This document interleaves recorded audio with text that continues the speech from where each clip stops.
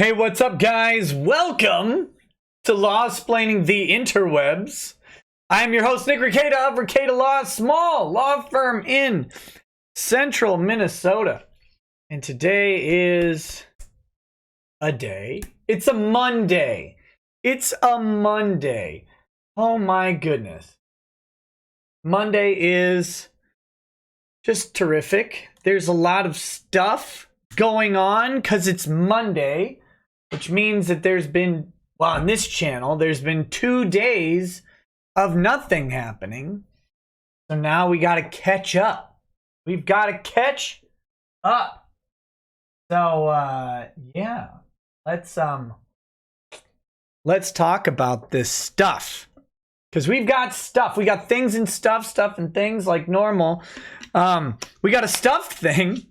That's a joke. That's mean.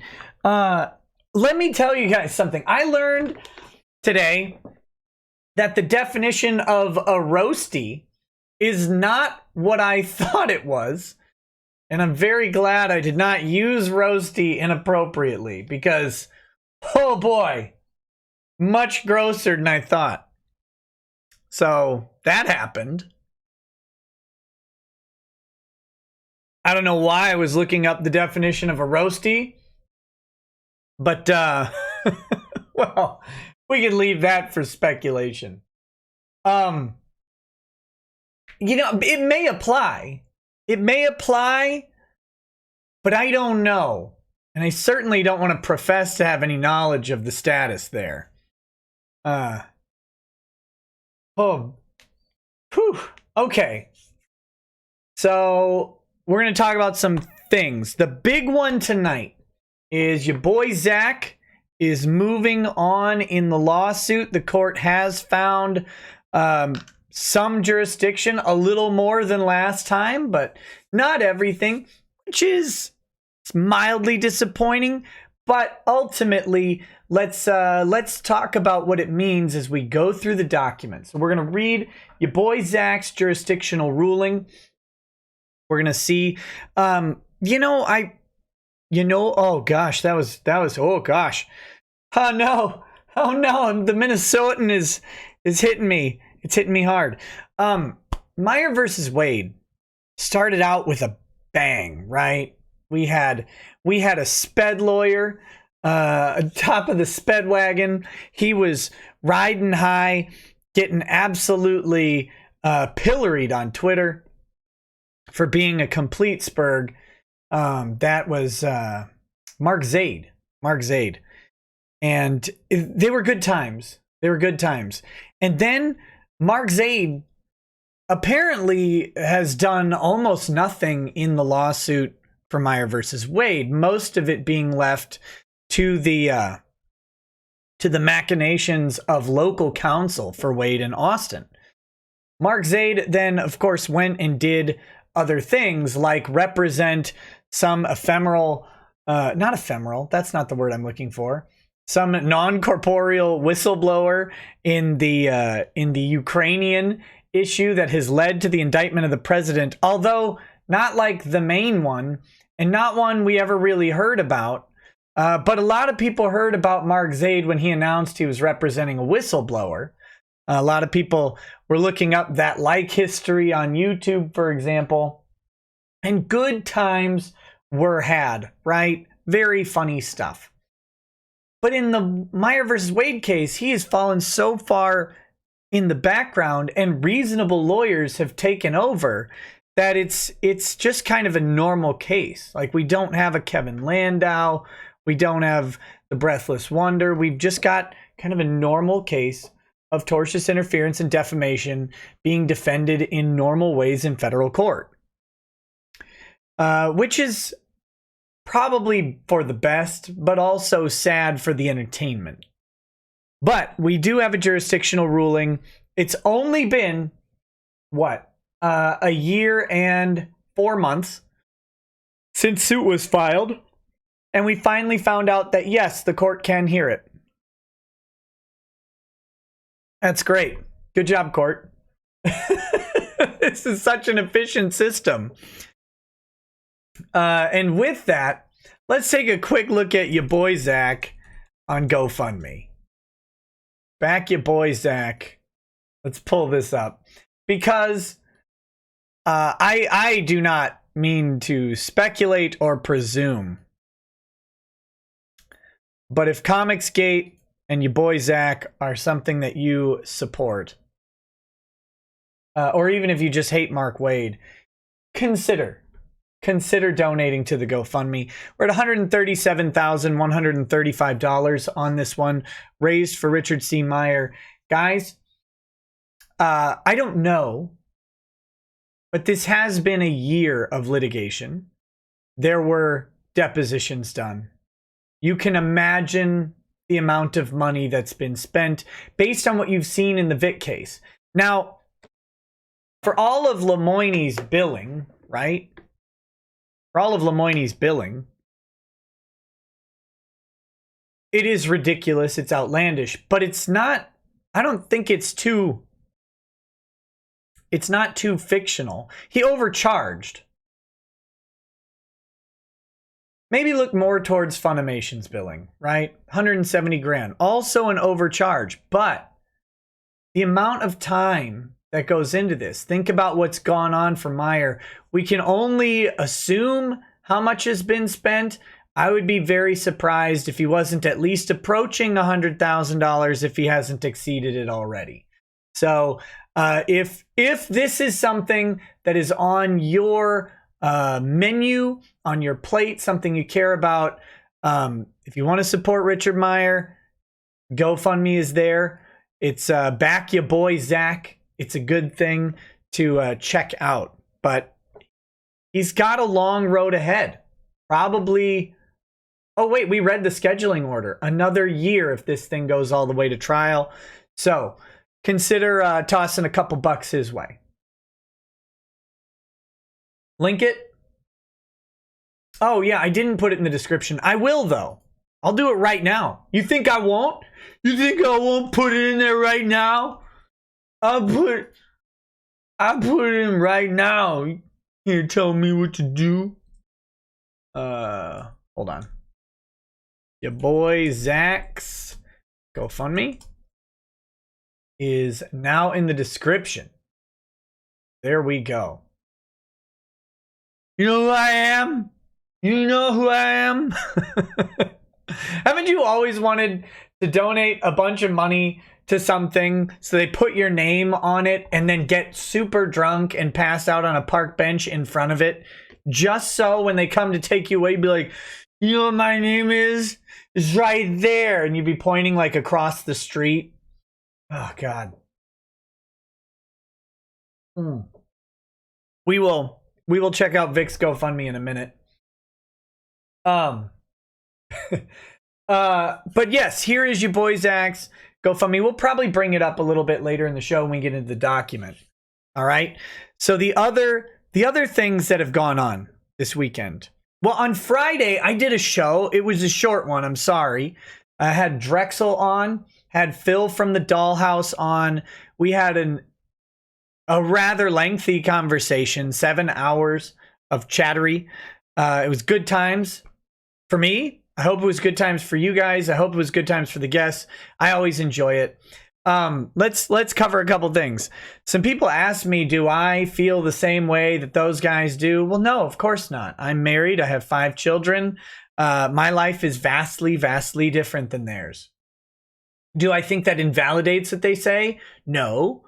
Do I think they have some special knowledge of things that are true? No, they're true for them. Sure. But this is something about this channel, and something we need to get in the habit of doing on the internet is realize that we all live in different worlds and different life experiences.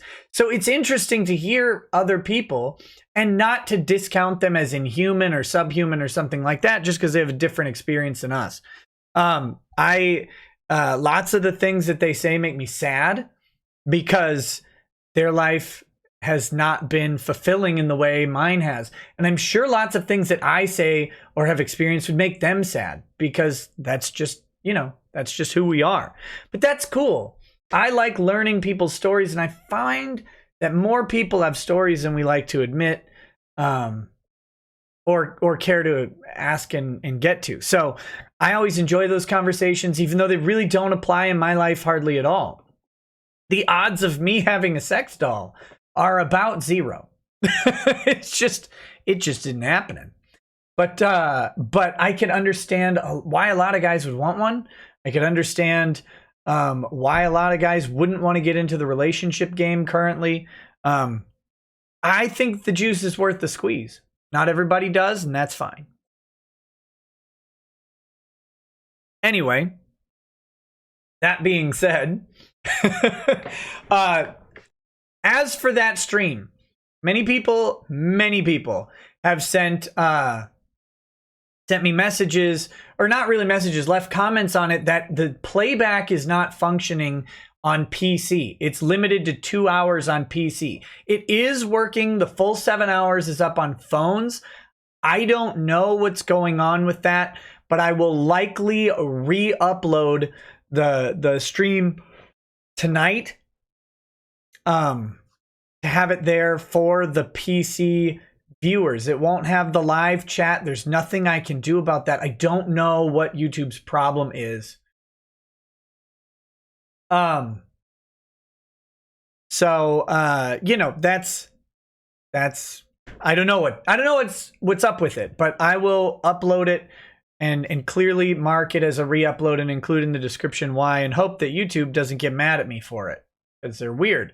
But their thing's broken. I can't fix their thing, but I can upload a new thing. So we're not doing a 7-hour stream tonight. Although, if you go on Twitch after this stream is done, you can usually get another 2 to 4 hours of low quality streaming content. I've been bumbling through Dark Souls at an abysmal clip, but I'm learning. You can teach an old boomer new tricks, and so I'm trying to learn Dark Souls, and I'm enjoying it a little bit. It's a fun experience.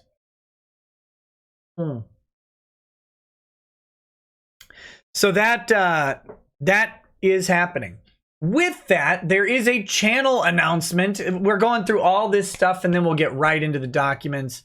By right into, I mean in like 20 minutes. Hopefully less.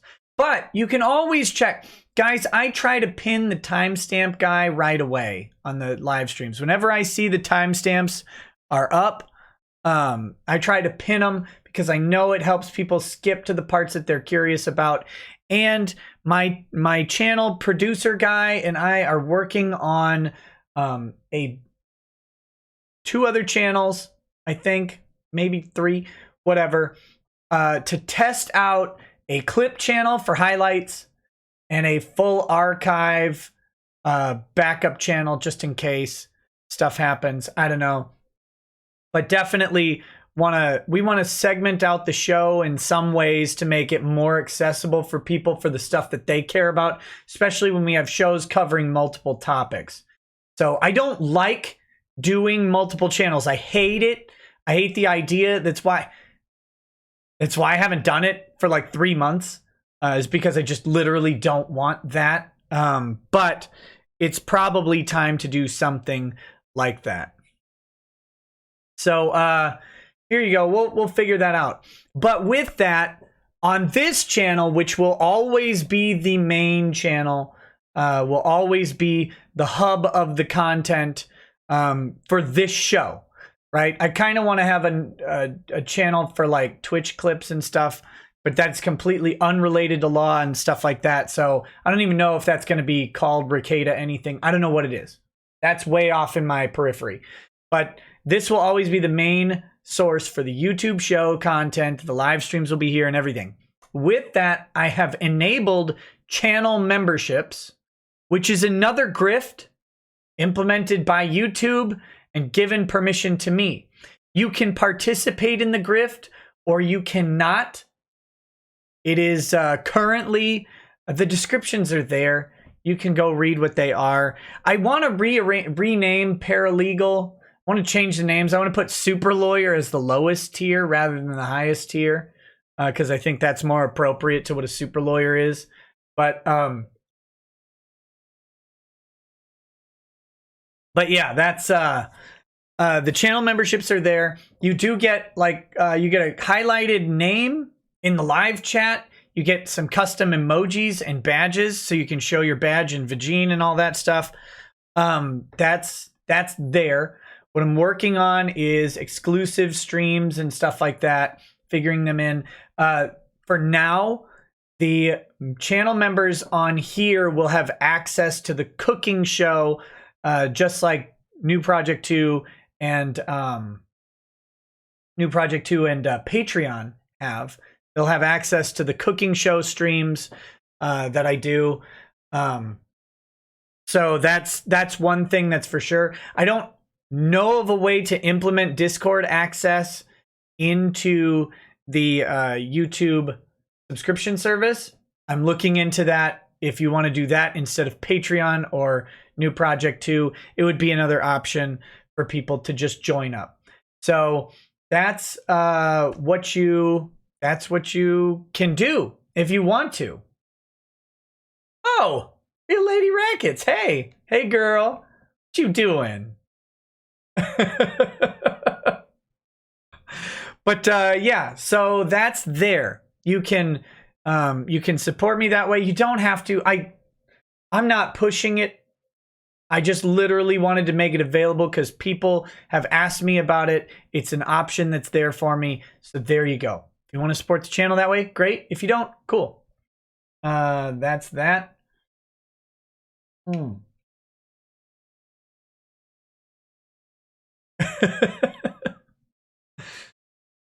Look, I try to keep track of the chat while doing this, and I'm not perfect, but I catch it every now and then. Oh no.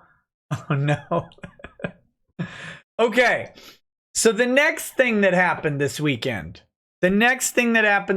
Saturday, Vic did a live signing in LA at a collectible store. I don't remember the name. Apologies. I wasn't involved in it, so I don't know why I would. But he drew reportedly over 700 people came to that signing. Listen, if you are, how dare you? Shout it out. Oh, good night. Okay. Good night. I was waiting. We've been chatting, the chat and I. I didn't see you till just a second ago. Seriously? Yeah. About how long?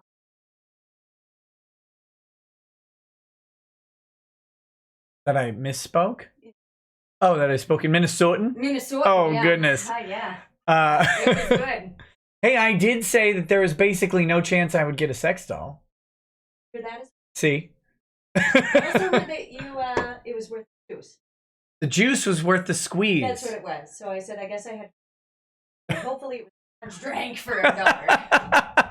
You're welcome. Oh, good job. Good night. I love you. All right. Oh, we do have a new member already. Cress Holmes and Jay Walker. Thank you guys. Welcome. Thanks for joining. Much appreciated. I am become colored. Oh no. Stay away from the police. All right. So yes, Vic signing in LA. 700 people came. Think about that. Brian Mercado, thank you for joining. Oh my goodness, and David Pecor. All you, Bro Tato. I don't know if I can sit and do this all night. We'll get to them. I will thank every one of you just like I would with a super chat. So, but for now, let's go through this, and I'll go back through those like I would do super chats later. As far as that signing goes, 700 people with a relatively low publicity signing at a relatively, not at a convention, not at some hype promotion. This is just a place where people can go and see him. And 700 people showed up to get autographs. Conventions. I know some of you are out there watching. Pay attention. You want to sell tickets. Book Vic. He sells tickets. He brings people. Those people pay for his stuff, of course, but they also buy stuff from your Merchants Row, from Artist Alley. They buy food. They buy concessions. They, ogle. I'm kidding. They probably don't ogle cosplayers because that game is getting sad. It's the amateur. Let's put it this way, right? We're in a shifting time where professionals have taken a back seat to us rank amateurs, right? You can go on YouTube and you can consume content that you would rather consume than multi-million-dollar productions on Netflix, HBO, Showtime. Like you'd rather, like me, I watch Total War Warhammer 2 videos. I don't know why. I can't figure out. It's going to be a long night of reading members, but we're going to do it. I can't figure out why I will do that, but I will sit and watch these stupid videos. The channels I watch, Heir of Carthage, Turin, Milk and Cookies TV, Dav Plays, all great guys. If you like Total War Warhammer 2, I just shouted out all those channels.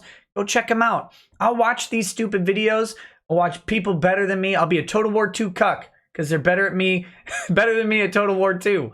But I would watch that over TV shows at 10 times out of 10. Why? I don't know. It's just what I like to watch and piss off. If you want to fight me on it, we'll fight. Okay? The same is true of cosplay, right? The headline cosplayers, people don't care so much about them. They're a pain. They're divas a lot of times. Not all of them. But you know what is amazing? The cosplay that you see, just people walking around in as hobbies, that they go to these conventions and they dress up and they put a lot of effort and heart into their costumes, and some of them do it very, very well.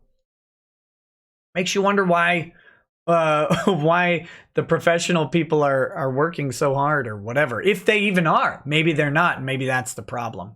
But that's what's been going on lately. We've been transitioning through from these higher tier productions to normal people. We're redefining entertainment. And, no one needs to see the fake anus of Dominique Sky. They could just go see any other cosplayer.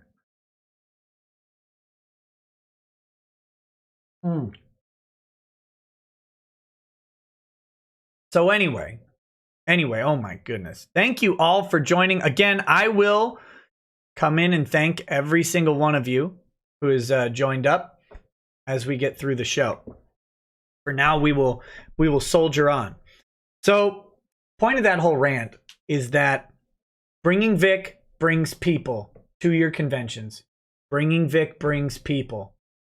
Bringing, certain other members of the voice acting community brings uncomfortable and distasteful roasts. Yes, we will be talking about the Ohiacon roast, which isn't a roast by the definition of what a roast is. We'll be going through that. We'll watch the video. I have not heard the video. I said on Twitter, clicked on it, heard it was a roast, saw Ham standing at the podium, was very disinterested at that point. So I figured I'd save it. I'd watch it in real time with you guys. We will judge the quality of the jokes. We will judge everything about it. Because you put it out there, right? Time to get judged.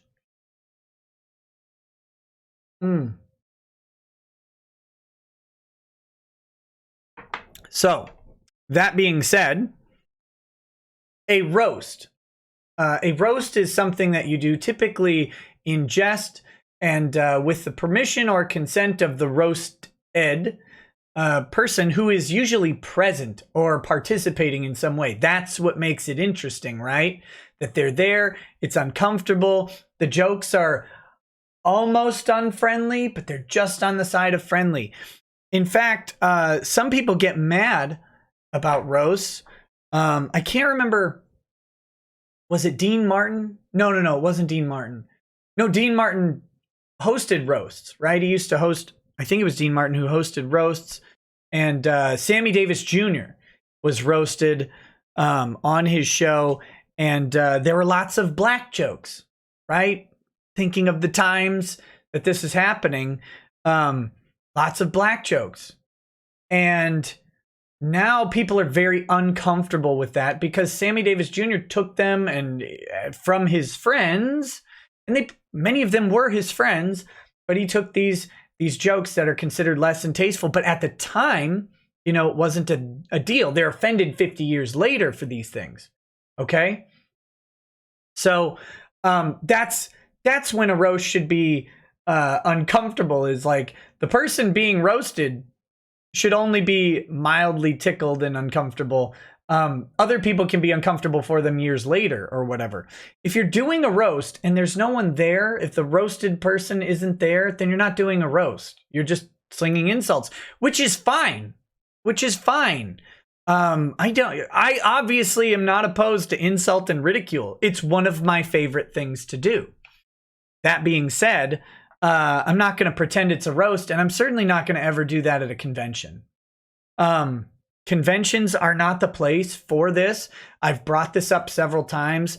When Spirit Jr. or whatever did his thing up in Canada, and he called out Jamie Markey at a panel, I thought that was distasteful. Right? I didn't think that was appropriate. There's that other guy who was like promoting his YouTube channel and asked an uncomfortable question of Sabat and Schemmel, I think, at a panel. I don't remember where it was. I thought that was distasteful too. I don't think conventions are the place for that because the person next to you didn't buy that ticket. You guys here in this chat, you bought that ticket, so to speak. Right? Like when you come to this show, you know there's a high likelihood that one of these people is going to get called a fatso. It's just part of the gig. You know what you're buying. That's what's going to happen. There are insults to be doled out, and I am the distributor. I'm happy to do that. But if you ever have me at a convention, you see me at a panel, I'm not going to spend time individually insulting people. That is not what people come to see, in my opinion. And there are differing opinions on this stuff in the community, and that's where that focus needs to be. So, also, I want to shout out to Zero Resurrected, who made a tweet in a little bit of anger and suggested that there be a roast of these people at, for example, Anime Matsuri. And I of course tweeted that that was not, for the reasons I just said, that was not in my purview of things to do. I don't think that's appropriate. I didn't mean that to be a reprimand of Zero Resurrected. He kind of apologized and explained that he was really mad about seeing that stuff. And I have no ill will towards him or anything like that. I was just making my position clear. So, you know, if other people are into that stuff, you know, that's fine. Or if you're not, that's also fine. It's just not what I do. I'll roast you here. I'll roast you in person. Wait, no. I'll insult you here. I'll roast you in person in a friendly way, or I'll insult you in person in a terrible way. I'm going to say it to your face if it needs said. But I'm not going to do that at a convention panel. That my goal is not to go in and ruin someone else's escapism. That's never my intention. Because if I bought a ticket to a con, I wouldn't want to have that happen for me. So why would I want to do that to somebody else? But anyway, so that's my statements on that. I think that's the housekeeping that we need to cover. So let me snag a couple of these super chats, and then we will jump into the documents. We've got, all right. Siren Jag says, is it bad if the ham is just standing there making its own red-eye gravy at room temperature? Yes. Yes, it is. That was artful. There's multiple jokes thrown in there, and that's well done. That is excellently done, Siren Jag. My applause. Double A says, in Shaggy's voice. Am I glad it's frozen in there and that we're out here? I'm just kidding. You want me to do it, Shaggy from Scooby-Doo, I guess, right? Like, am I glad he's frozen in there and that we're out here and that he's sheriff and we're frozen out here and that we're in there and I just remembered we're out here. What I want to know is, where's the caveman? Does that work for you guys? Hopefully. Hopefully.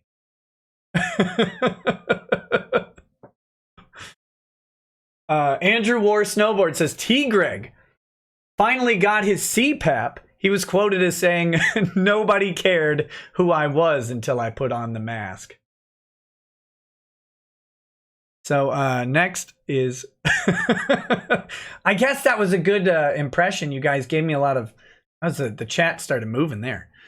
Craig B says, hey, Nick, thanks for the help and recommendation over the phone last week. The attorney you recommended sounds like he can help if I need it. Also, first time donating. Keep up the great work with everything you do. Hey, it's my pleasure, man. Hopefully you get the assistance you need. I really appreciate it. Anthony Tupin. Oh my goodness. It's been a while since I caught a live show. December was a hell of a month. Lost 3 friends, suicide, cancer, and alcoholism. Oh my God. But great as well. Got engaged to my girlfriend of 8 years. Late and gay toast to 2019. Good and bad. Love you, Chels. Anthony, I saw that you got engaged. Congrats, man. I think I congratulated you on the Facebookery or whatever. Congrats, buddy. Can't wait to see what 2020 brings you and yours. I hope you guys are staying warm and staying blessed. All right. Next, we got the infamous GS. Says, hi, Nick. It's Garant. Love your work. So here's $20 for a potential Animat riffing. I guess I need to watch the Animat videos. And mock on that guy a bit. I don't know. I want him to come on the show. Animat, come on. Come talk to me. We can make peace. We can both get higher pitched as we talk about things. We can do that. I'll do that with you. Everybody's got to be so angry. Who's ever been angry on this channel? I know no one. Ryan Mercado says, let the grift begin, Nikki. Also, if you give me my GoFundMe share, Nikki, I can have the Justice Department initiate the biggest criminal prosecution against Kickback in U.S. history. Just waiting on that GoFundMe money. Yeah, well, the check is in the mail. Check is in the mail. Meg Schimmel says, I was at the roast. She made me and others feel uncomfortable when she started talking that way. When she asked if anyone was I stand with Vic in the audience, I cheered, but it was far too quiet to be heard, I guess. Keep up the good work, Nick. You know what, Meg? You should not be forced to do that. Like, that is ridiculous. And if somebody stood up at a panel and said, who here is Kick Vic? The lamentations of those people would be off the charts. How dare they? How dare they? Ruining people's con experiences by dividing the community. Oh my God. Can you imagine? You shouldn't have to do that. It's not your job to do that. You're at a con for fun.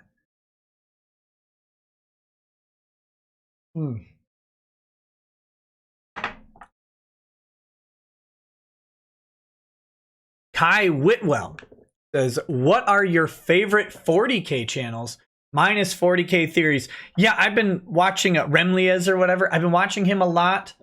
Lutein, of course, is great.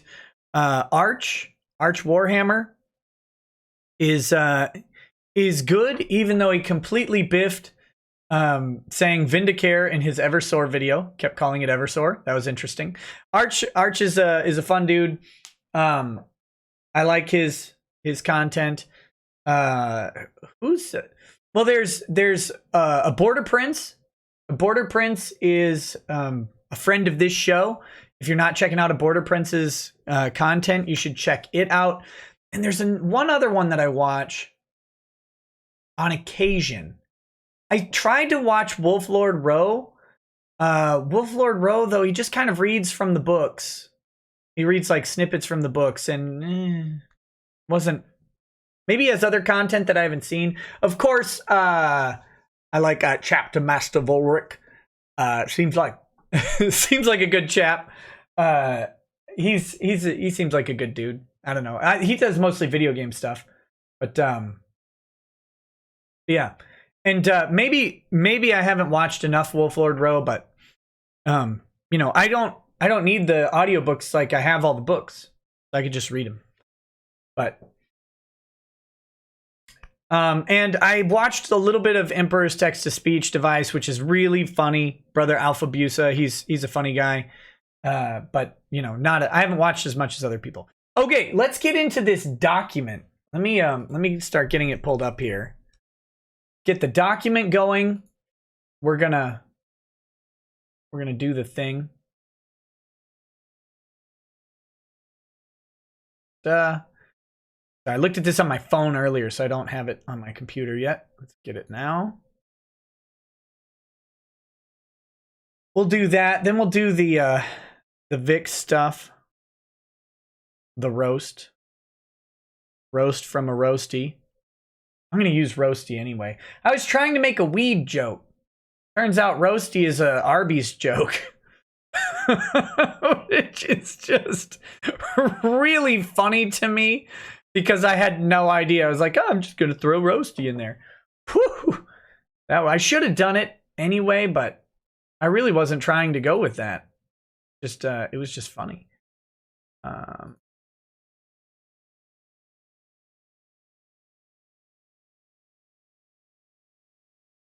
Right. Got Major Kill. Oh my gosh. Major Kill does have a good lore channel. I can't believe I forgot to mention. I just dropped a comment on Major Kill's thing. I would love to get him on the show because his stuff has gotten absolutely wrecked by YouTube because he uses no words. And no words have been causing him trouble lately. So I can't believe I forgot him. I just invited a collaboration with him. I'm going to follow up with him on Twitter. He seems like a pretty funny guy, pretty well easygoing guy. And so I will be reaching out to Major Kill, see if he wants to chat some 40K and, you know, and some free speech. We'll tie 40K and free speech together because free speech is not existent in 40K, but it should be existent when we talk about it.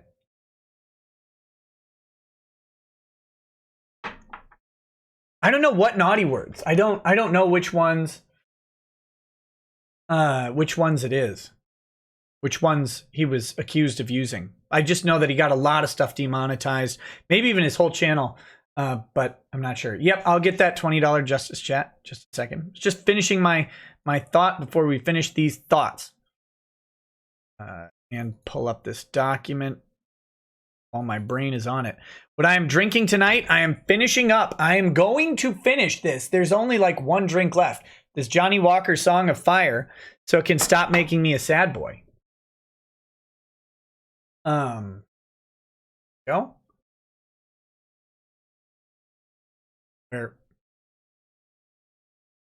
Where's the document? Where's the document? Come on now. It's just a document. Where is it?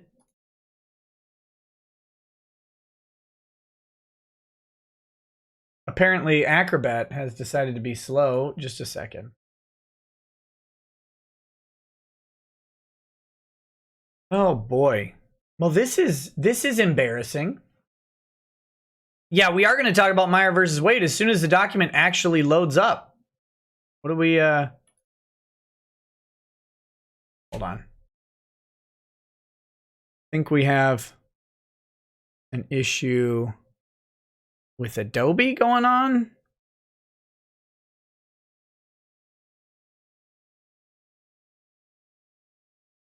I mean, I have a backup plan if this doesn't work. Let's just end that. There we go. Just a moment. Okay, we should have this fixed up any second. Okay. Sorry about that. Don't know what was going on. but the task needed to be managed. Everything's broken. It's all broken. Give me a second to get this thing fixed.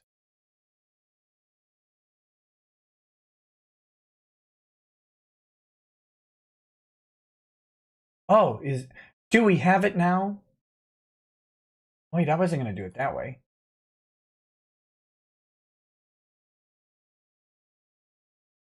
Well, this works. This. All right. I know. There. Aha! Aha! Look at that. We have a document. Okay.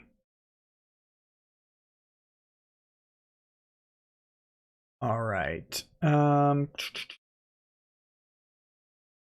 Okay, we've got Double A says, "Holy expletive, Batman. That was an excellent Shaggy rendition. Worth another 20. Hope you're well, Nick. Been a while. Also, shout out to Orpheus FTW, who made the YTP with that quote, The Misadventures of Skooks."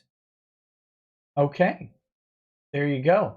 I am well. I'm feeling much, much better. You guys notice I was sick for like 2 weeks. Or not sick. I just had this nasty crud in my lung. Like the sickness was gone. But we have surpassed and defeated that. And then finally, Twilight Firestar says, "Long time no super chat, Nick. Keep in mind that heresy is not protected by the First Amendment." I'm reading The Carrion Throne right now, and you are definitely right. It is not. Great book, by the way. Okay, Meyer versus Waid. Let's do this. Let's do this. We've got report and recommendation of the United States Magistrate Judge. So there's a magistrate who is, I don't remember his name. We'll get there in a minute. But he recommends to Lee Yakel, who's the district court judge, what course of action should be taken. And the district court judge can either accept his recommendation or not. And he could do something else. So this is his recommendation. It is 13 pages. So bear with me. We are going to go through it like we do and see what is said. There was one thing that surprised me in here. I haven't read through it, but got the gist of it. And there's one thing that definitely surprised me here. And let's talk about the goods and bads about it and what what their likely strategy and approach is going to be coming out of that. So before the court are defendants' motion to dismiss for lack of personal jurisdiction and a related briefing. Motion to dismiss was referred to the undersigned for report and recommendation pursuant to 28 U.S.C. 636B, Rule 72 of the Federal Rules of Civil Procedure, and Rule 1 of Appendix C of the Local Rules of the U.S. District Court for the Western District of Texas. After reviewing the pleadings, relevant case law, and the entire case file, the undersigned issues the following report and recommendations to the District Court. Background. The dispute before the court mirrors the dispute in defendant's previous motion to dismiss, docket number 10, on June 10th, 2019. The undersigned filed a report and recommendation on defendant's first motion to dismiss for lack of personal jurisdiction. Subsequently, the district court granted plaintiff leave to file his first amended complaint, mooting the undersigned's report and recommendation. Plaintiff filed his first amended complaint largely seeking to remedy the pleading deficiencies identified by the undersigned, but added only limited additional allegations to his original complaint.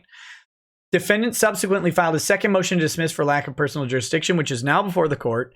Given the arguments are largely the same, the undersigned repeats part of its analysis from its previous report and recommendation. Plaintiff Richard Meyer brings suit against defendant Mark Waid for tortious interference with contract and defamation, seeking actual, special, and exemplary damages in excess of $75,000. Meyer is a citizen of Texas, and Waid is a citizen of California. Thus, this court has subject matter jurisdiction over these claims pursuant to 28 U.S.C. 1332 or diversity jurisdiction. So diversity jurisdiction requires an amount in controversy in excess of $75,000. Cannot be $75,000, must be $75,000 and 1 penny or more.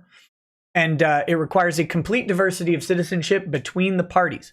So Meyer being from Texas, Waid being from California. Now, if Meyer was suing Mark Waid and Antarctic Press, for example, maybe on like a conspiracy charge or something like that, conspiracy to breach contract, he would not be able to sue in federal court under diversity jurisdiction. Can't do it because Antarctic Press is stationed in, or is based in San Antonio. So Meyer would be in Texas, Antarctic Press would be in Texas, and even though Waid is in California, that would not be complete diversity amongst the parties. It would only be a diversity between Meyer and Waid. So there are all sorts of, if you followed this case from the beginning, there are a bunch of very anti-Comicsgate people on Twitter suggesting that Meyer should have sued Antarctic Press for breach of contract, and that's a strategic question. I think he made the right call. Suing Antarctic Press would be punching against a littler guy than Mark Waid. Mark Waid, of course, being broad, so to speak, the rotund, if you will. It would be punching down, and Antarctic Press would be really pressured by the lawsuit. And Meyer has maintained quite a bit that he doesn't really blame them for being bullied by mob tactics of Waid. He understands why they breached his contract. Going after them would make them uncooperative in the lawsuit. He might have gotten worse deposition testimony. There's a lot of problems with going after AP. One of the other problems is if he went after AP, he would have to bring Waid to Texas, who would resist going to Texas as he's resisted federal court. Also, in the interim, this was not a foreseeable thing, but federal courts in Texas are no longer allowed to use the TCPA. When this case was brought, the TCPA was on the table. Since this case was brought and prior to jurisdiction being ruled on, we have seen the Fifth Circuit Court of Appeals take the TCPA out of federal cases heard in the Fifth Circuit, which is where Texas is. So now Waid theoretically does not have a TCPA option, that turns out to be great. If he had brought Antarctic Press in, they would be under Texas civil court, and they would definitely be subject to TCPA in Texas. So,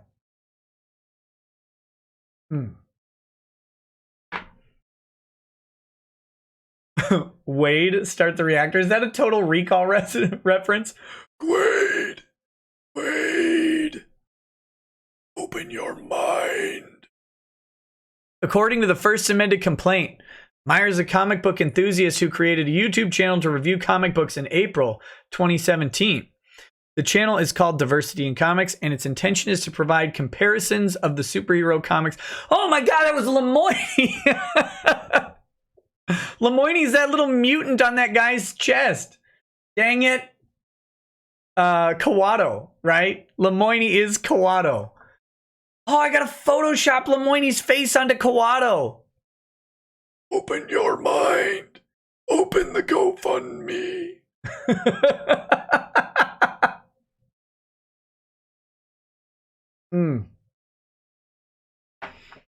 Oh, if any of you guys are better at Photoshop than me, read everybody. Can someone put Lemoyne's face on Kawato and Monica's face on the guy that's his host? Oh, that would be funny. God, that would be great. You could have Ron Toye be that like weirdo with one eye or whatever. Or Ron Toye could be Sharon Stone. I mean, that was he's got a better woman's body than Monica, and I have a feeling he could beat up well, he's shown that he could beat up women, so.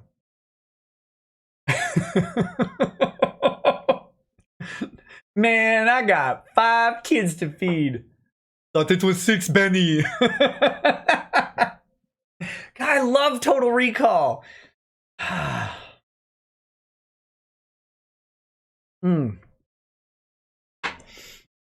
All right. And its intention of the Diversity in Comics YouTube channel is to provide comparisons of the superhero comics produced by Marvel and DC Comics in the 80s and 90s to the comic books that were being produced today. Meyer describes newer comic books as politicized and observes that his aggressive criticism of newer comic books was specific and often biting, sarcastic, and hyperbolic, noting that at times his attempts at sardonic humor fell flat. His views...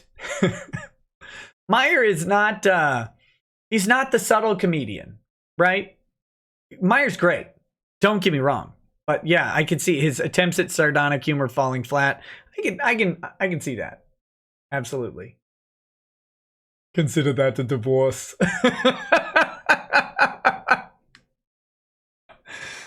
No, I have to be Benny, right? Like, because I know he had 7 kids to feed.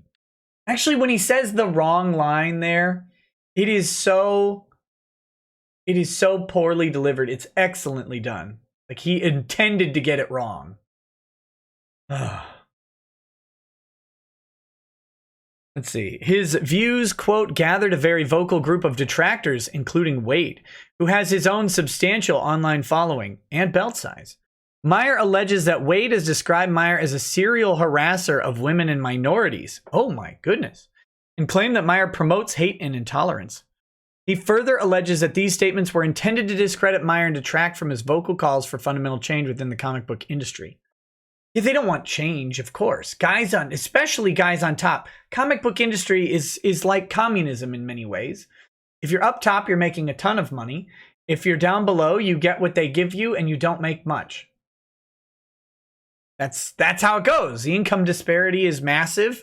The work disparity is massive. The fame disparity is massive. And they're like the anime industry, they're paying these people slave wages to produce highly consumed content. Maybe not so highly consumed in comic books these days, and they only have themselves to blame, but still. Johnny Cap. Okay. In April 2018, responding to criticisms that he had only complaints about the emerging low-quality product and had no solutions or appreciation for the difficulty of creating quality work. Now, I don't believe that's true, right? Like, Meyer is offering solutions and is appreciating the difficulty of creating quality work by calling out the fact that the new breed is not creating quality work. And he's offering solutions of look back to how things were done in the 80s and 90s. Look back to the glory days of comics and start recreating. Like, why do you think Hollywood keeps looking back? Now, this isn't necessarily the best plan, but Hollywood looks back for a reason. They're looking back to a time when they were higher profit margins, when there was more glamour attached to what they were doing. Same thing with the comic book industry. Look back for tips. Now, don't do what Hollywood is doing. Do better. We need to do better. It is 2020, after all. We need to do better. But look back to the success. I mean, if you were successful and you're not anymore, look back to when you were and see what you were doing different. You have to take stock like that. So, next. Meyer began talks. Meyer announced that he was publishing his own comic book, Jawbreakers Lost Souls. I gotta stop yawning. Oh my goodness. Meyer began talks with the San Antonio-based publisher Antarctic Press to publish and distribute the book.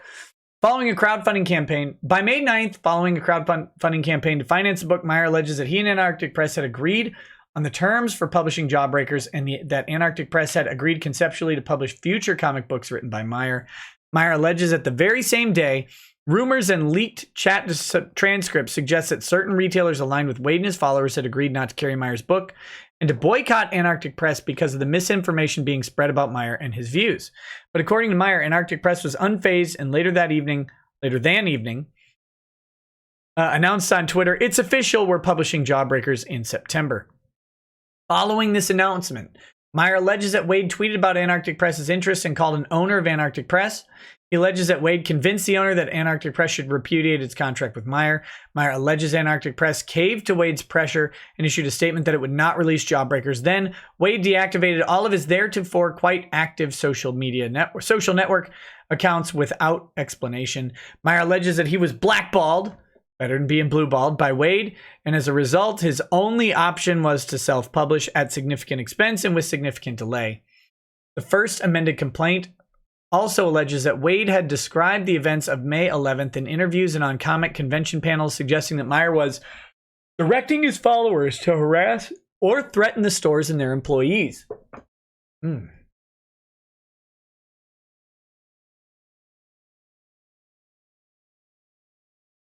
GR People says, found an indie game that's a love letter tribute to old Pokemon games called Koromon.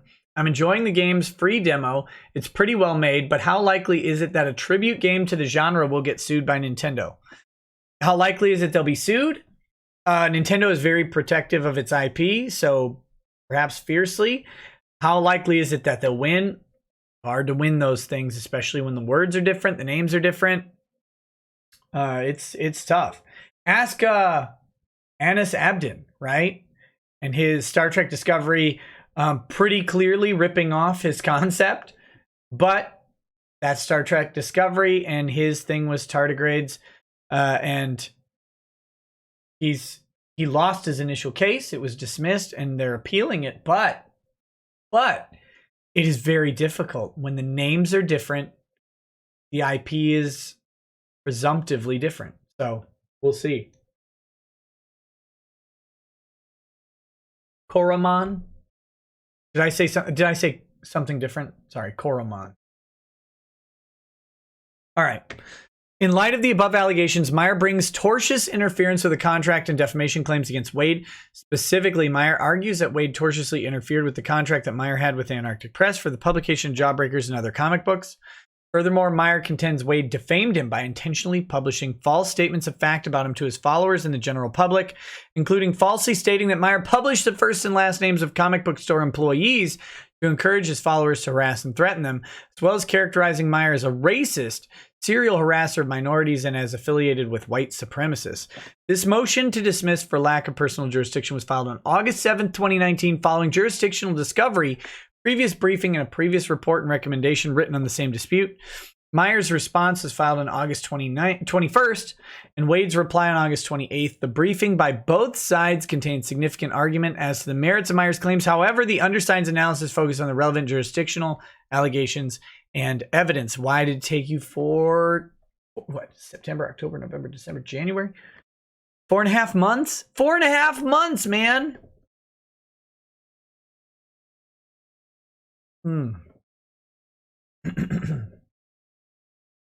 Personal jurisdiction, applicable law. When the court rules on personal jurisdiction without conducting an evidentiary hearing, the plaintiff bears the burden of establishing only a prima facie case of personal jurisdiction. The district court is not obligated to consult only the assertions in the plaintiff's complaint in determining whether a prima facie case for jurisdiction has been made. Rather, the district court may consider the contents of the record at the time of the motion. The court shall accept as true. Again, we can use this in Vic's case and Vic's appeal. This isn't an appeal, but we're talking about standards here. Okay? Let's look at what prima facie means. We can assess whether judged true. The non-conclusory, uncontroverted allegations of the party seeking to assert jurisdiction and resolve all factual conflicts in favor of the party seeking to invoke the court's jurisdiction. So take out jurisdiction there for prima facie case or a prima facie showing of whatever. Defamation. The court shall accept as true the non-conclusory, uncontroverted allegations of the party seeking to assert defamation. Right? I mean, that's what prima facie is. And again, if we look at what prima facie is and we look at what Judge Chupp ruled on, we can see that he did not look for a prima facie showing. He basically tried the case at pretrial. There's all sorts of problems with that, but I just want to point out this is a good description of what prima facie is applied in a different context, and we can look at it that way. My internet is doing no such thing. It was your internet. Next, we have Although jurisdictional allegations must be accepted as true, such acceptance does not automatically mean that a prima facie case for personal jurisdiction has been presented. Right. This is, of course, true as well. Just because you say something doesn't make it so. The question is it a prima facie showing? Specific jurisdiction is a claim-specific inquiry. It focuses on the relationship among the defendant, the forum, and the litigation. Texas's long-arm statute extends to the limits of federal due process, which permit the exercise of personal jurisdiction over a non-resident defendant where 1, the defendant has minimum contacts with the forum state, i.e. whether it purposely directed its activities toward the forum state or purposely availed itself of the privileges of conducting activities there. 2, the plaintiff's cause of action arises out of or results from the defendant's forum-related contacts. And 3, the exercise of personal jurisdiction is fair and reasonable. The touchstone of the court's inquiry is whether the defendant's conduct shows that it reasonably anticipates being hailed into a Texas court. A forum state's exercise of jurisdiction over an out-of-state intentional tortfeasor must be based on intentional conduct by the defendant that creates the necessary contacts within the forum. A defendant bears the burden to show that exercise of specific jurisdiction would not be fair and reasonable once minimum contacts have been shown by the plaintiff, and such a finding is rare. So this is similar to how this works in defamation and under the TCPA. Once you establish, the TCPA works a little bit different. Once you establish your prima facie case, the other side has an opportunity to then show an affirmative defense. You have to show why it's not fair and reasonable. In this case, for the TCPA, you do that by showing an affirmative defense that is valid at a preponderance of the evidence level. Now, that being said, interestingly, Judge Chupp did not rule on any affirmative defenses. He ruled that the prima facie case wasn't met. So that'll be something to watch for. All right. The court examines 5 factors in this inquiry: the burden on the non-resident defendant, the forum state's interest, the plaintiff's interest in securing relief, the interest in interstate judicial system is in the efficient administration of justice, and the shared interests of the several states in furthering fundamental social policies. We're going to talk about those when they don't find jurisdiction over one portion of this case, which I find interesting. Analysis. With the benefit of jurisdictional discovery, Meyer alleges and provides evidence of 2 straightforward contacts by Waid with Texas. 1. Waid initiated a phone call to Texas business Antarctic Press in San Antonio via a Texas landline, solicited a return phone call, and then encouraged Antarctic Press to breach the contract. So, despite what Waid says about that phone call, the court has to accept as true and uncontroverted that Waid did those things for the purpose of showing jurisdiction for a prima facie showing, similar to a TCPA.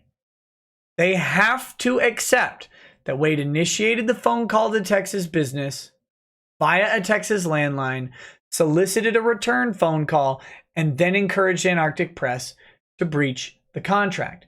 Waid can say all day that he didn't know that he was calling a Texas landline. He can do that. However, prima facie means uncontroverted. I'm sorry, that's just how it works. So the fact issue there is Meyer says he called Texas. He knew he called Texas. Waid says, I didn't know it was Texas. I'm too stupid to know what an area code is. Court must resolve the factual dispute in favor of Meyer for the purpose of the prima facie showing. That's it. They have to. That's the rule. That's what prima facie is. So, and the prima facie favors plaintiffs. It necessarily, or it favors the burdened party who's burdened with prima facie. It gives them all the deference in the world. You just have to show that a thing happened and then say that this is what it means. Now, you can't say, here's what you can't say. You can't say, Waid assumed jurisdiction by making a phone call. All right? When we say non-conclusory, that's what that means. That is a conclusory statement. Waid availed himself of the forum state's jurisdiction by making a phone call. That's conclusory. Waid made the phone call to Texas, to a Texas business, initiated this thing to engage in tortious activity. Now, the court has facts, right? It has a line of facts that lead to jurisdiction. What it doesn't have is a statement that he gave jurisdiction. It's similar to saying, here, we'll take this way out of context. What was that? The Stanford swimmer kid's name? I can't remember. We'll call him, what was that kid's name? Stanford rape case, right? We'll say Brock. Thank you, Brock Turner. Brock Turner raped Jane Doe is conclusory, right? It means nothing. Does it mean he forced himself to have sex with her? Maybe. Does it mean he forced digital penetration? Maybe. Does it mean he used an object? We don't know. Brock Turner engaged in genital to genital contact with Jane Doe while she was unconscious due to the consumption of alcohol. That's a non-conclusory statement. That's a line of facts that we can then bring before a jury and test those facts. Okay? So that's how we do that. Rape is a legal conclusion. In court context, rape is a legal conclusion. Out of court context, it depends. Should always be a legal conclusion, but anyway. So the next, number 2, Waid traveled to Texas and publicly defamed Meyer, a Texas resident, as a Houston comic book convention. Now, defamed Meyer is a conclusory statement if we're trying to prove that he did the defamation. Now, we're trying to say that he traveled to Texas and publicly spoke ill of Meyer at a Houston comic book convention. Those are the facts, right? The conclusion for jurisdiction purposes is the chain of facts that lead to the conclusion of jurisdiction, not to the conclusion of defamation. Tortious interference with a contract. A tortious interference with an existing contract claim exists when a defendant causes a third party to breach a contract with the plaintiff. Here, Meyer, a Texas resident, alleges that Waid tortiously caused Antarctic Press, a Texas company, to breach its contract with him. To support this theory, Meyer alleges, and the parties appear to agree, that Waid called Antarctic Press's office. This is actually a really bad thing for Mark Waid. He should take note of this statement right here. The parties appear to agree to this fact. This is a critical fact in the case. The Waid called Antarctic Press's office in San Antonio and spoke with an office manager for the company. When the owner returned his phone call later that afternoon, they spoke at length, discussing Meyer's book for 27 minutes. Waid responds that he was previously unaware that Meyer was a resident of Texas, but did not know at the time he made the phone call that Antarctic Press was a Texas company. Did not know that the landline number he called was San Antonio, Texas number.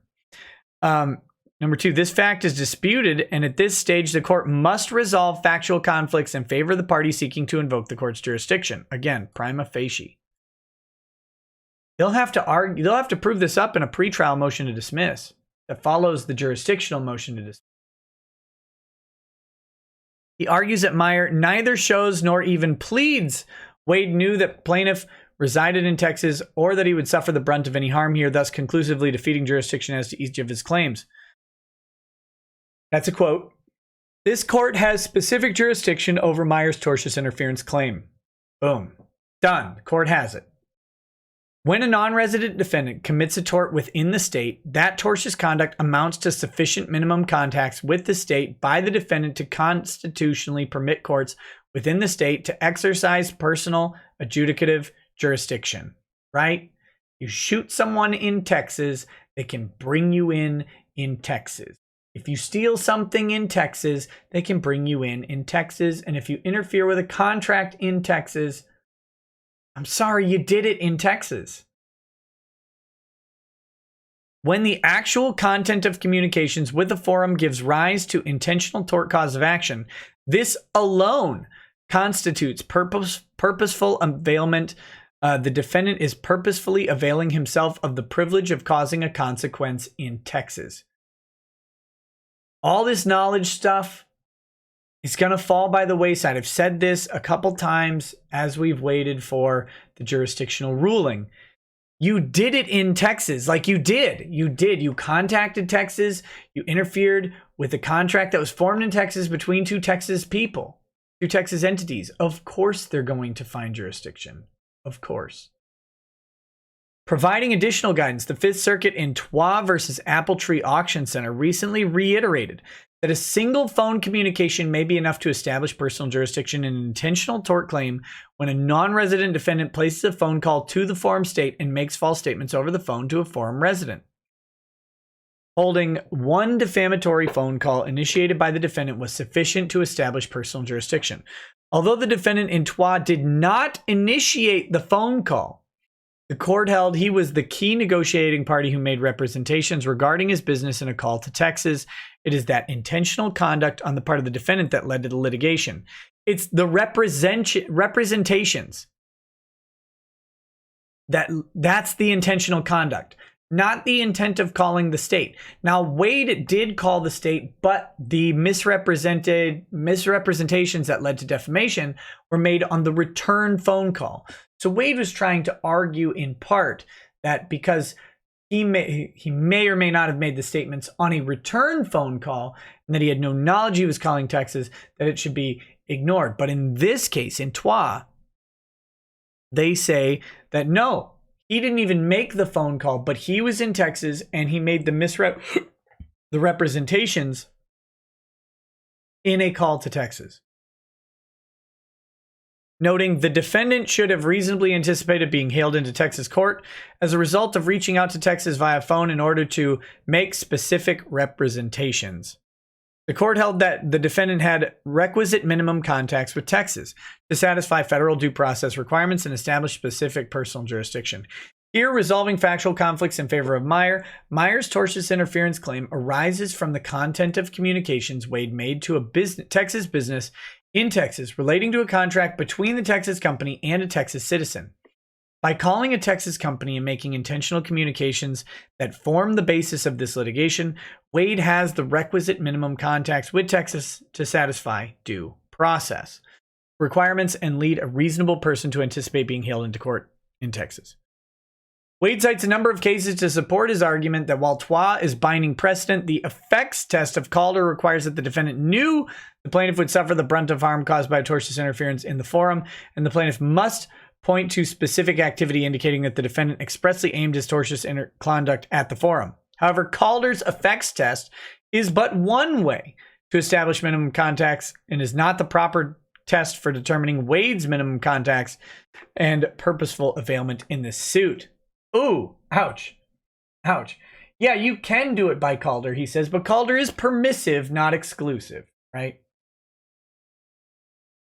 The page looks incomplete, but I can tell you that it is not complete. I mean, I could zoom out for you a tiny bit. Let me do this. There. Page is not incomplete, but I recognize that if it looks incomplete, that's annoying.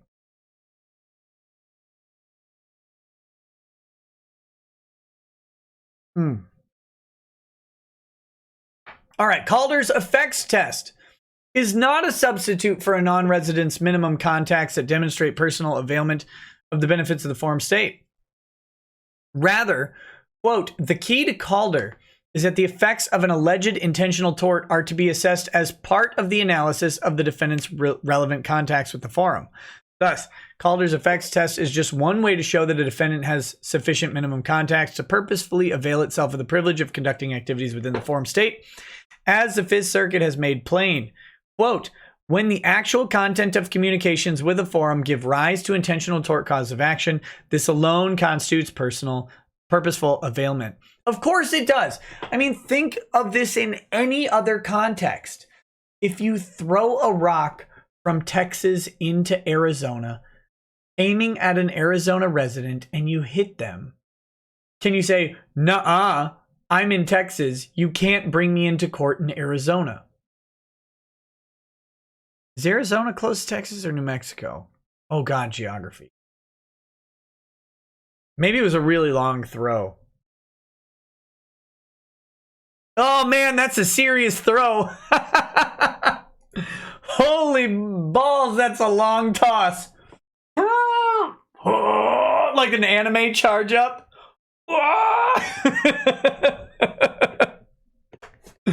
Somebody call Peyton Manning. Woo!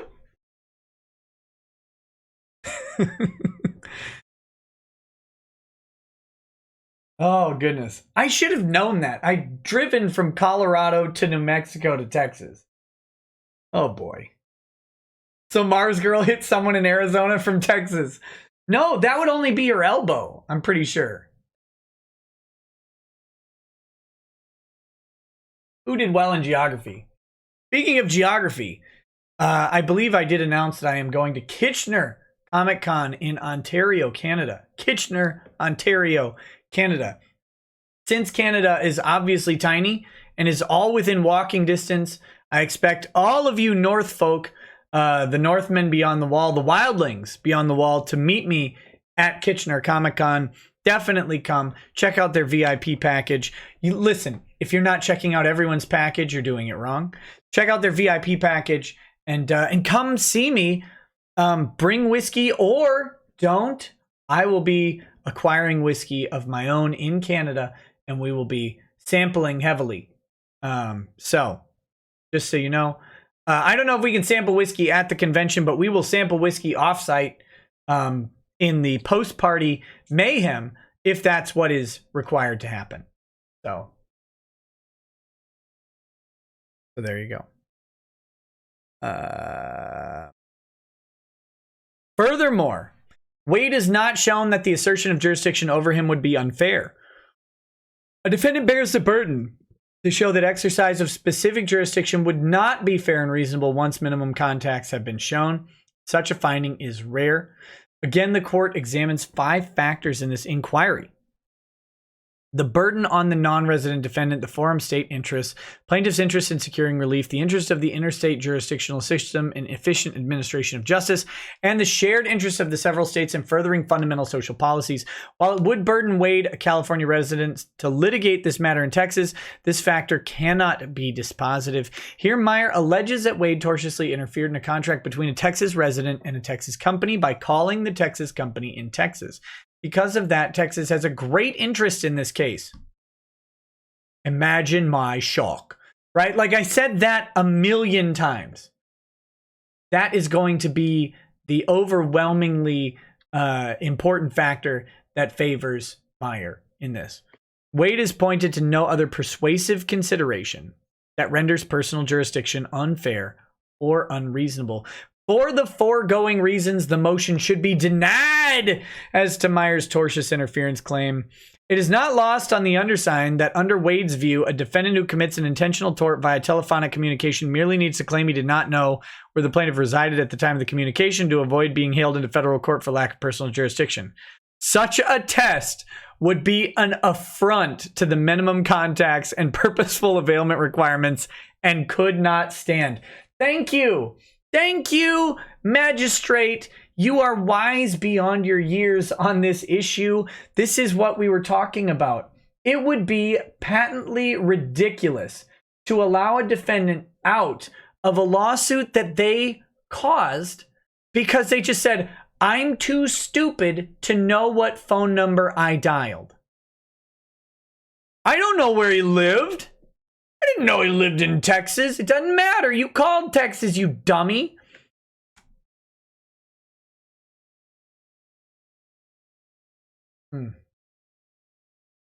Enjoy our government-run liquor stores and their lovely prices. That's getting expensed, baby.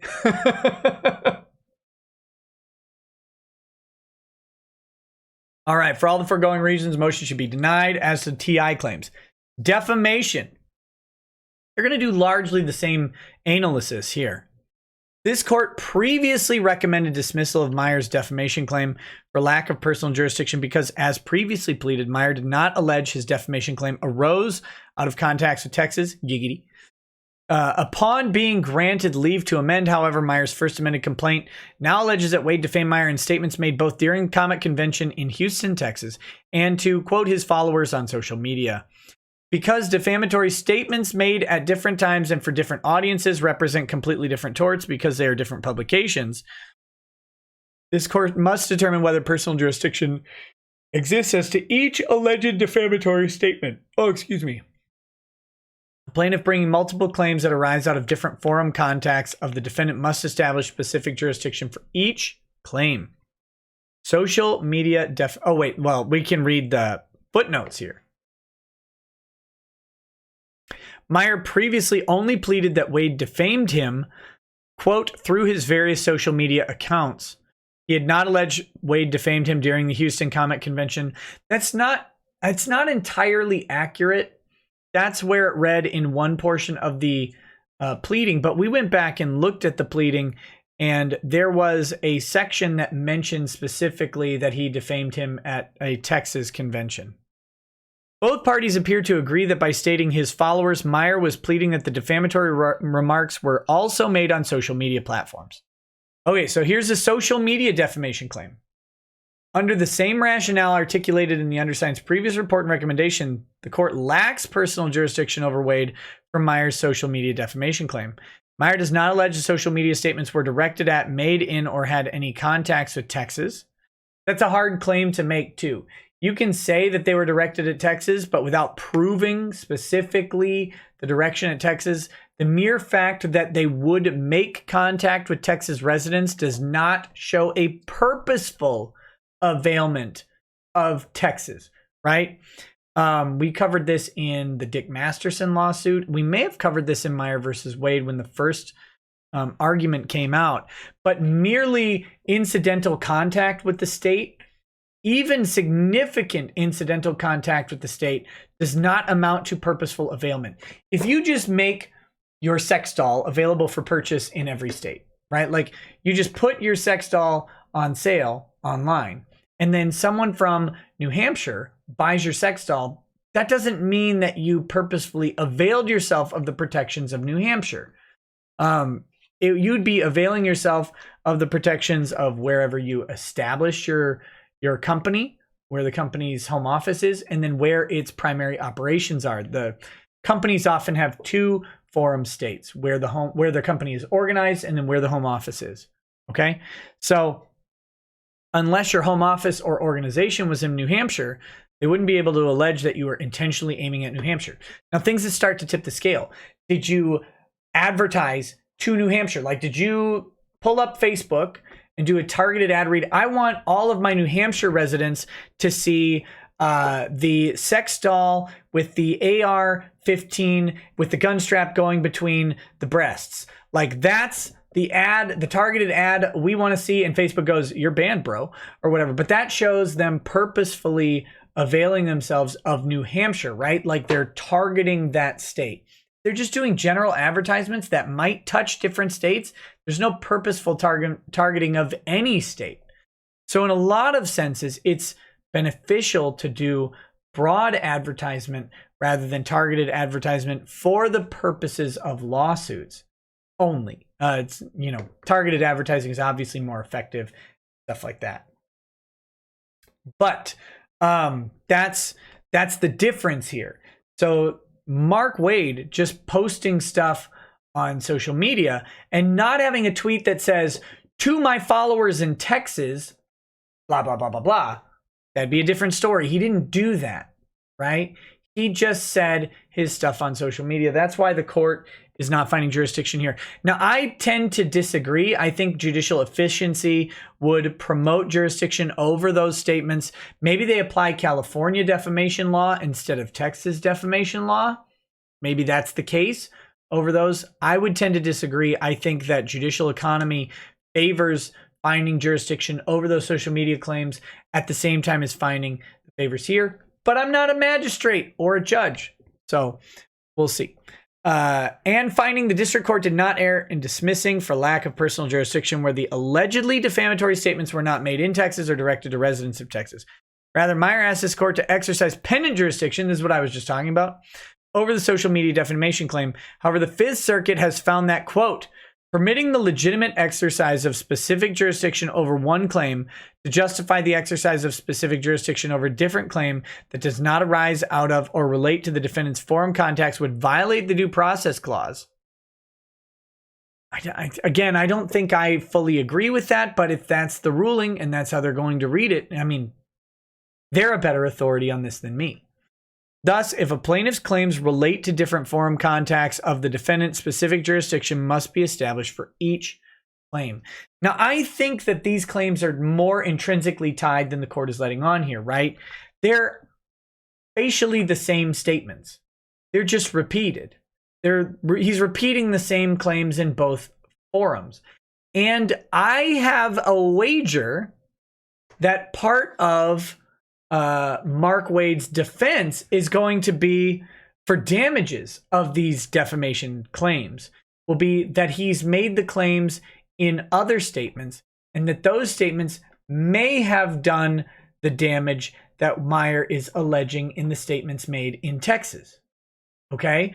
I have a wager he's going to try and use that. I don't know if he will. He'll just say, if any damages were done, the higher impact was done by the social media statements rather than the in-person statements, and those statements this court does not have jurisdiction over, blah, blah, blah. And then when he gets to court in California, he can plead separately. That's okay. He doesn't have to plead the same thing. He can plead that those statements were not the damage dealing statements as well. It's a problem. That's why I think in this case, the court should exercise pendant jurisdiction because of the similarity of statements, the repetition of the same claims. I think the court should exercise pendant jurisdiction. That's what we call an argument, right? Like that's how law works. I don't know if people have caught this. Law Twitter seems to forget that we make arguments about things, and there really aren't as many. There are not as many concrete answers as these dummies would have you believe. In the same way that Mark Zaid swore this court would not find jurisdiction. Wait until you see our jurisdictional argument. Okay, it wasn't a great one.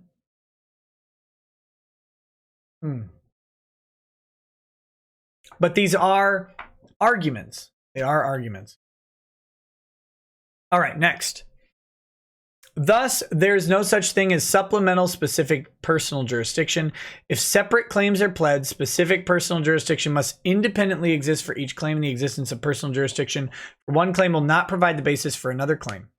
Another thing Mark might try to do, no, I don't think he'll try in this case because of when the action was brought. But in theory, he could try to argue that the pre-existing statements that were repeated toll the pre-existing statements toll, for example, the statute of limitations, right? You could argue that because in Texas, if I say so-and-so is a cuck and then 6 months later say so-and-so is a cuck, that first statement, if the second statement is identical to it or even functionally identical to it, the first statement may have told the statute of limitations. So if you wait too long for the first statement and try and sue on the basis of the second statement, you may lose the statute of limitations argument. But the book wasn't about Texas. Notice how the judges so far just completely ignored that argument. Okay, anyway.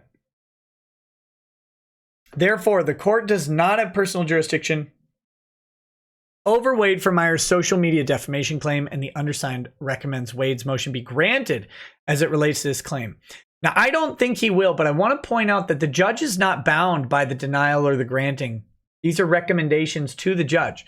The judge could, in theory, say, no, I'm sorry, you're wrong on supplemental jurisdiction. I want to hear this case and grant and deny it. He could similarly say, yeah, you're wrong on personal jurisdiction.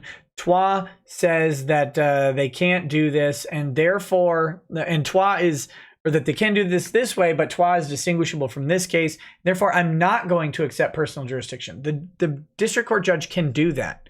These are not set in stone at this moment. I think the most likely outcome is that the judge is going to accept the recommendations of the magistrate. Just so we're clear. But Meyer's attorneys can levy their opposition to this recommendation, and Waid's attorneys will levy their opposition, just like they did last time.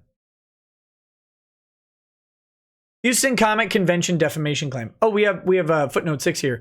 Meyer does not argue for personal jurisdiction on this claim under Calder's effects test and has therefore waived this argument. So I'm not saying that he should have argued this or not, but in hindsight, maybe the effects were intended to be felt in Texas. That'd be a hard claim to make. So that's a decision you have to choose. Like, do you want to expend the resources to do legal work to make a Calder argument and maybe be making that argument in bad faith? Do you have any evidence to suggest that Waid's tweets were attempting to cause Meyer harm in Texas? You still don't have evidence of that I've seen. Now, maybe the tweets were aimed to cause the effect on Antarctic Press rather than the phone call. You could try and argue that, but they haven't done that. They haven't actually argued that the tweets were the source of the tortious interference. They've stuck with the phone call because it's a better argument. So they would have troubles making this claim, but they didn't do it, so it's waived for the purposes of this jurisdictional argument. Meyer also pleads that Waid defamed him by making defamatory statements during a panel of comic book creators in Houston, Texas. Waid argues the court lacks personal jurisdiction over this claim because Waid undisputedly did not know Meyer resided in Texas. This is a terrible argument, an alleged requirement under Calder's effects test. Meyer disputes this fact in his motion. Waid's jurisdictional objection to Meyer's defamatory claims focus on Waid's feigned ignorance of the fact that Meyer was a Texas resident when Waid defamed Meyer. As stated above, at this stage of the proceeding, the court must resolve factual conflicts in favor of the party seeking to invoke the court's jurisdiction. In response, Meyer argues that the knowledge of the plaintiff's citizenship is not required for a court to find specific personal jurisdiction.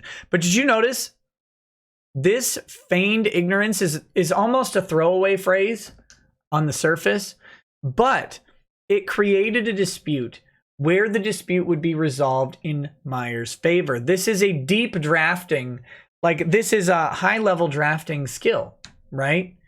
When you have dispositive motions, motions to dismiss, motions for summary judgment, and the facts are going to be waived in favor of the non-movement, and you are the non-movement, you should attempt to or instinctively create factual disputes where you can. You want factual disputes at this stage of the lawsuit.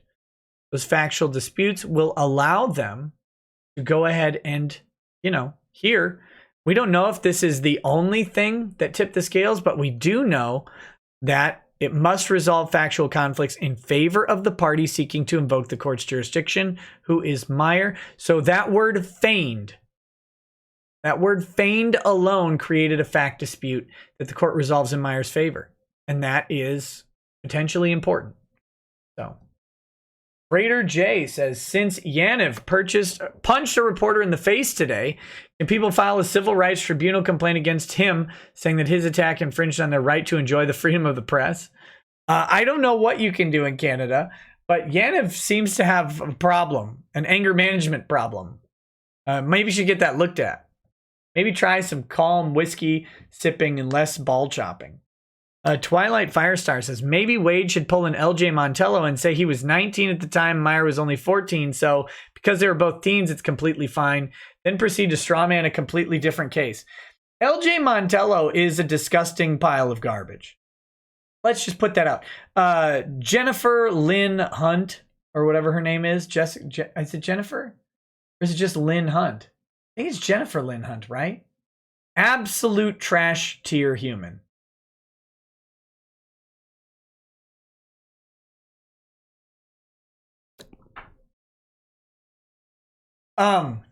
again, I've been watching Game of Thrones, so I apologize for the Game of Thrones references. But who was it? Oh, Baelish. Lord Baelish is talking to someone. I can't remember. Littlefinger. Talking to someone. And he's talking about Lady Stark, right? Because he's in love with Lady Stark. I don't know. Spoiler alert. And he always has been, Catelyn. And he says that Catelyn was in love with a man with a jaw like an anvil, right? With a jaw like an anvil. I mean, I don't know why Littlefinger is calling Montello a man in that quote. But actually, an anvil isn't big enough. Anvils are shockingly smaller than depicted in cartoons. It's God, that chin is strong as shit. Guys would pay money for that. Henry Cavill is calling LJ Montello asking for a chin transplant.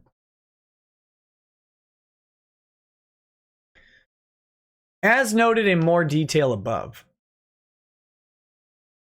Calder's effects test is but one way to establish sufficient minimum contacts and purposeful availment. As the Fifth Circuit recently affirmed, in most cases, a defendant's commission of a tort while physically present in a state will readily confer specific jurisdiction. This is the most logical ruling that we can find.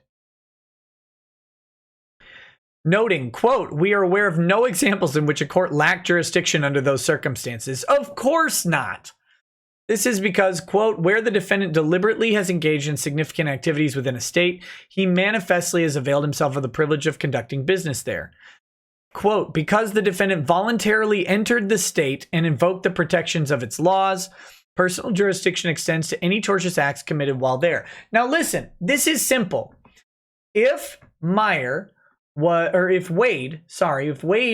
he was in Houston, was robbed, as often happens in Houston, if Waid was robbed while in Houston, he would contact the Houston police and demand redress under Houston, Texas law. Like, he would ask the Texas police, or the Houston, Texas police, to find the perpetrator, to hold him guilty. He could sue the perpetrator. If he did like a nipple twister or something on him, he could do that.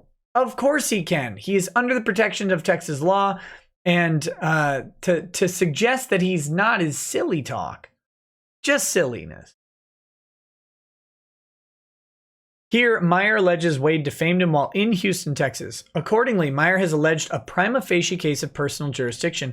Waid likely will claim that day of work as being in Houston and therefore exempt from the income tax he would pay in California. And if he's not at least considering that strategy, he's silly as well. Waid argues that even if jurisdiction is appropriate for a claim based on the Houston statements, the court should decline to exercise jurisdiction under the fair and reasonable factors. The court disagrees. The state of Texas clearly has a substantial interest in defamation cases where the statements were made about a Texas citizen at a Texas event in front of Texas residents. Accordingly, traditional notions of fair play, substantial justice, are not offended by this court's exercise of personal jurisdiction over Waid. Waid's motion should be denied as it relates to Meyer's defamation claim based on Waid's statements made in Houston. For the reasons given above, the undersigned recommends the defendant's motion to dismiss be granted in part, denied in part.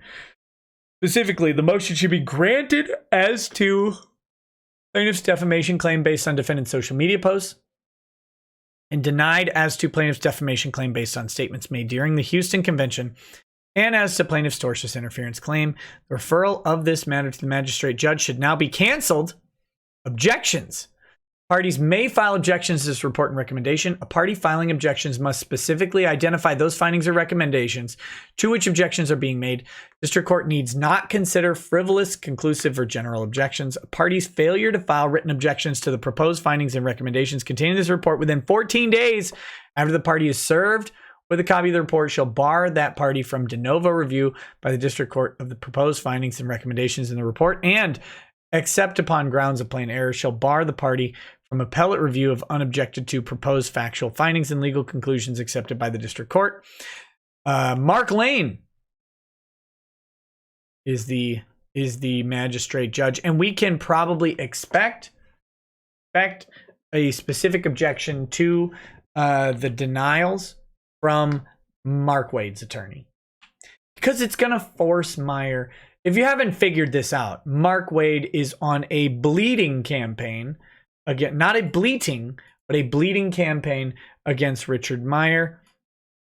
That is why I would humbly suggest donations to Meyer's GoFundMe if this is something of import to you. $137,265. Thanks to Mike Hassett, Don Gill, Justin Downing, Kevin Splady, and Anonymous for your recent contributions. It is appreciated.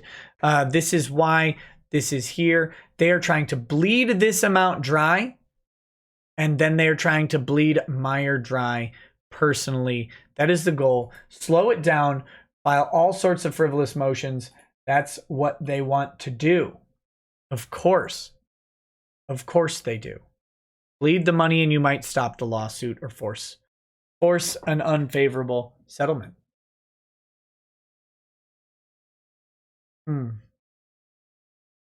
All right. So anyway, that's where we are here. Let's briefly, very, very briefly talk about what this means. Defamation in Houston, going through. Defamation on social media, likely not going through. Tortious interference, obviously the largest claim I think that Meyer has is going through as well. That is, well, I don't know if that's the largest claim. Defamation could be bigger. Could be bigger. Tortious interference is limited to actual damages. So he's going to have to deal with, or he's going to have to prove up the damages from the loss of the Antarctic Press thing, which would be 50%. I think they alleged 50% of sales. Now, they don't know what the sales are, but they can use the GoFundMe, and they'll have to bring in an expert, and they'll use the GoFundMe or the Indiegogo campaign, the Indiegogo campaign as a good predictor of what in-store sales would be. Interestingly, they can use other successful Indiegogo campaigns and then their subsequent store success, if they can find some, as indicators of how well his books would have done and infer profits from that, from the distribution arrangement that he had with Antarctic Press. That's going to be a tough claim. They can also add in any personal costs that he had to endure. Anything that Antarctic Press was going to do under the contract, they can go ahead and allege that as a personal cost, and he will try to prove those up with receipts for what he has personally expended or what he intends to personally expend as a result of the tortious interference. So that claim is all about what you can show. Defamation claims are a little bit different. Defamation claims necessarily are an impact to the party's reputation and are not quite as tangible. They're not quite as tangible as a tortious interference claim. So he will have to allege and attempt to prove up, maybe via expert testimony again, what type of damage this has done, what it has prevented him from doing, what it will prevent him from doing in the future, all of that stuff. He'll have to prove that up to make his defamation claim. Okay? And that could end up being higher. There could also be punitive damages. What he'll have to argue is Mark Waid's position of power in the industry, his knowledge of his position of power, which is pretty easy to do, saying as how he went to Bleeding Cool and went ahead and admitted to all of this later on. But he's going to have to do that as far as the defamation claim goes as well, and hope that he can show that this was done with actual malice, and that he's not a public figure. These are questions that remain to be resolved. If he can show that he's not a public figure and that it was done with actual malice, he can get triple damages, potentially on the defamation and on the tortious interference claims. If he's found to be a public figure, I don't know if those treble damages are an option to him or not. They'll argue for them, I'm sure. Or if not treble damages, then other exemplary damages. Because they'll want to prevent this conduct. They won't be able to argue the social media aspect of it. The social media aspect is likely going to go away, despite my thoughts that for judicial economy and because they're substantially the same comments, it should be heard in Texas. They're going to ignore that. It appears. It appears. The judge could surprise us. I don't think he will. That said, what are the advantages to not having the social media claim? It's less complicated, right? Instead of saying, look, Mark Waid made these statements on social media. I don't know who saw them. I don't know if the industry saw them. I don't know specifically how this statement impacted me, but it did. Okay, well, that's kind of weak. Now what he can say is, I don't know if they will or not, but this is where I would kind of focus, is that, look, these statements were made in Texas, where I live, to a Texas audience of industry people in Texas who are there in Texas. Okay. So because of that, my business prospects in Texas are significantly reduced. In addition to that, the con circuit is insular. The con circuit is communicative, and it is observant of other con activities. Therefore, even though his statements in Houston may have been to a limited audience, they were broadly felt throughout the industry. And because of these statements, I have been blacklisted from conventions in which I would be able to reap substantial income selling my comics at a booth, doing signings, and all of the other things that other comic artists are allowed to do. I can't do that. My team can't do that because of what Mark Waid said at a business convention. That might actually narrow the scope of the argument. He doesn't have to educate a judge on Twitter. He doesn't have to worry about the other side conflating what Twitter is or how it works. He doesn't have to worry about proving up the distribution of that comment that's made kind of to the void where people can see it. I mean, sure, you can say, well, Mark Waid has 100,000 subscribers. Well, how many of them saw it? We don't even know. Are any of those subscribers industry insiders who would have impact over Waid's life? We don't know. We do know, or over Meyer's life, we don't know.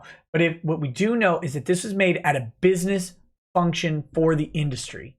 And therefore, we can presume that he is feeling damages in the industry. It's kind of like a defamation per se claim. And we're probably going to see a defamation per se style argument saying that this is criticizing his ability to conduct business appropriately, which is one of the factors for defamation per se. So that is an interesting thing. I mean, it's certainly a problem for Meyer to not have those statements on the table to prove up damages, but it presents an opportunity to limit and focus the argument in a way that will. We'll see what they do soon. That's it for documents. Next, we have Vic Mignon and a roasting from a roasty, Amanda Wynn Lee. And if you look up roasty, make sure you put your safe search on and don't click on Google Images. I just ate a roast beef sandwich today and it made me sad to read that. So we are going to... I was going to call her a roasty because she's an open advocate of smoking marijuana. And I believe, if I'm not mistaken, she has advocated giving marijuana to her child, which, regardless of your opinion on the overall legalization of marijuana, giving marijuana to a child is still, I believe, illegal in every state and is likely grounds for at least an investigation by Child Protective Services. I'm not suggesting that people invoke Child Protective Services against Amanda Wynn Lee, as I do not have personal knowledge of her use of marijuana or her advocating of using it for her child. However, it is crazy to think that Kick Vic has called the CPS against members of the I Stand With Vic community over far less overt instances of potential child abuse, and in fact called them over completely manufactured instances of child abuse that are pure fictions. So again, I am not one to call for action against people. I'm just suggesting how ridiculous it is for someone with a child who has such problematic statements on the record to engage in a public dispute like this where hate mobs are everywhere. Oh my goodness. So she works for Atlas. Who's Atlas?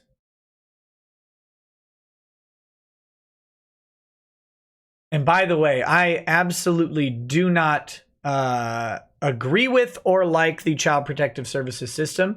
I think it is garbage. Absolute trash. My experience with them as a lawyer, my experience with them as a former foster parent, I have zero faith in their ability to, conduct appropriate investigations. Absolutely terrible. Here we go.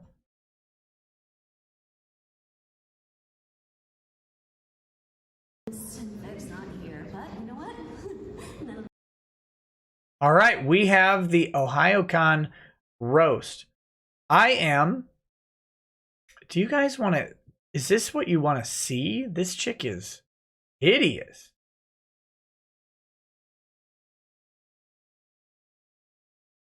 This is absolutely gross.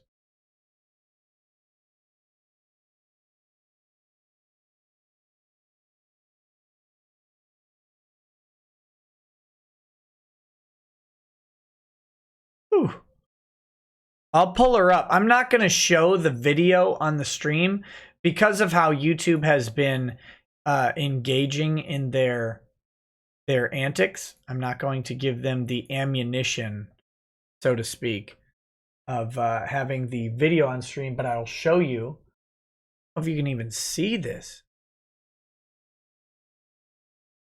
Can you see Queen Roasty here?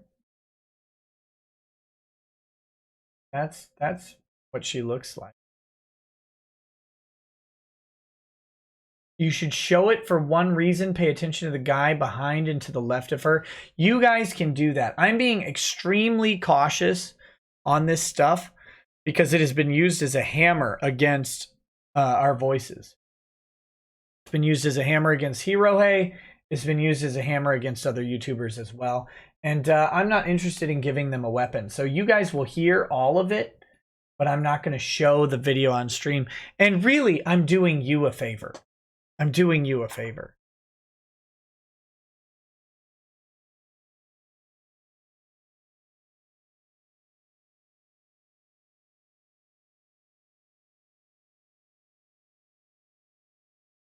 Here, you want a link? Here is a link to it.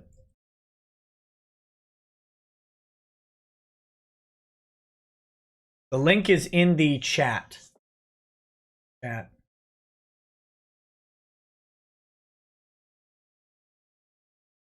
So we're going to talk about this. This is 5 minutes and 49 seconds. I will pause it several times during this. I hope you guys will make sure. Volume should be all the way up, so I hope you can hear it, and I hope it doesn't blow your eardrums out of your anus or whatever. So notice how she starts. She says, Vic's not here. Yeah, that immediately invalidates what you're calling a roast. You disgusting, disgusting roasty. Vic's not here, but you know what? None of the little 14-year-olds that he grabbed were willing participants, so fuck him!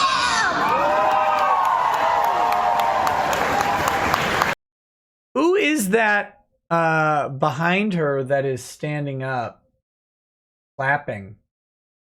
What a cum dumpster that guy is. Now, fair enough. Actually, the interesting thing is, let's be real. Assuming she's correct, which she is, they have yet to present any evidence of. Assuming she is correct that there are 14-year-olds that Vic has kissed or engaged in, whatever. Many, if not most, if not all of them, absolutely did, at the time, consent to the activity and the interaction with Vic. Like, the idea that there's no consent is only if you are, for lack of a better word, retarded, right? Like, you have a special disability to prevent you from watching every single person in front of you for 100 people in a row go up and get a hug and a kiss on the cheek or whatever when they're taking a picture with Vic. To not expect that you will get a hug and a kiss on the cheek from Vic when you buy an autograph from him. Like, and many, if not most, if not all of the claims of non-consensual interaction with him all say, at the time, I didn't mind, but now that I look back, full frickin' stop. Full stop. You can't revoke consent later. You can't do it. It's not possible. And are we seriously talking about consent as, oh, clip it, I guess, as it's a kiss on the cheek? This isn't a French kiss like Pedo Montello. It's not him shoving his hand in someone's pants or reaching under their shirt to grab their breasts. Nothing like that is alleged at all. It's literally a hug and a peck on the cheek. This is the worst stuff he is accused of. Absolutely unconscionable that he would ever consider in 20 years hugging someone and kissing them on the cheek and thanking them. Here we go. Some of you, do we have any I Stand With Vic people here? Anyone? It's okay. It's okay. It's a safe space. Oh, it's a safe space. Is it? Well, Is it? No, the person taking the video, I think, said, I'm not fucking doing it. It's a safe space. Is it? You've set it up as a safe space, right? You fucking bitch. you might be surprised to hear that I stand with Vic. Because if you sit next to him, it's harder to escape. Whoa. That's, again, not very funny considering the overwhelming majority of people you're talking about were standing up. Like, that's just a low-tier joke. He's not accused of hugging people while they're sitting down. They're standing in line for him. Something I know Amanda Wynn Lee isn't familiar with, because people don't stand in line to see Amanda Wynn Lee. Right? They do stand in line to see Vic. They still stand in line to see Vic, which has to burn up a washed out roasty like Amanda Wynn Lee. Oh man, that's gotta suck, doesn't it? She's Ray, huh?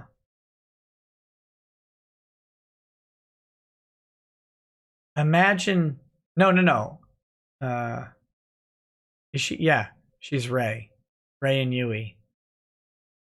Imagine your entire career is predicated on the fact that you played one character that 15-year-olds jerked off to when Shinji grabbed her breast after falling down. Like, imagine that's your entire career. That's all that people care about, is that she was Ray. Was Ray. All right, anyway, let's go on. Oh my God. He's not doing too bad, though. The other day, I saw he had a signing in a parking lot. Oh, no, wait, he was flipping a sign in the parking lot. Again, not a funny joke because it's not true. Here's the sad thing, Amanda.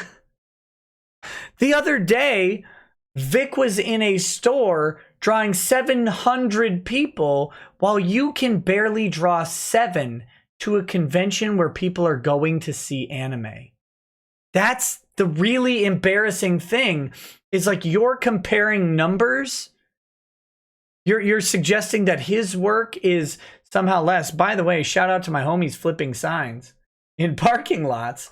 Actually a practice skill. But she's comparing this And there is no comparison between her line and Vic's. Hundreds of, like $100,000 difference in income between convention appearances for these two. And she thinks that's a roast. Oof. Oof. This ain't it. This ain't it. I don't want to call you Chief, but I will call you roast beef. Kikagazumi says, I was watching your talk with Drexel and Dollhouse Phil and got about 3 hours in, but had to stop. I can't watch the rest now because it is cut off at 2 hours. There's something you can do about this on your end. Yes, Kikagazumi, I'm going to upload a mirror of it. It won't have, I mean, it'll have the recorded chat that you see in the video, but it won't have the YouTube chat on the side. There's nothing I can do about that. For some reason, the PC playback is having trouble for some people. If you watch it on a phone, it works just fine. I can't fix it, but I will upload it. I'll upload it non-monetized because I know that one's not getting monetized anyway. But I'm going to upload that. So if you are having trouble watching it and you do watch on a PC, it should be there tomorrow to watch the rest. I apologize. It's not something I have any control over. It's literally it's YouTube. Okay, let's go. Then there's Chuck Huber. Again, is Chuck Huber there? Then there's Chuck Huber. Okay. Look at this. Look at this thing. I'm sorry, but look at it. Is she even conscious of where she is right now?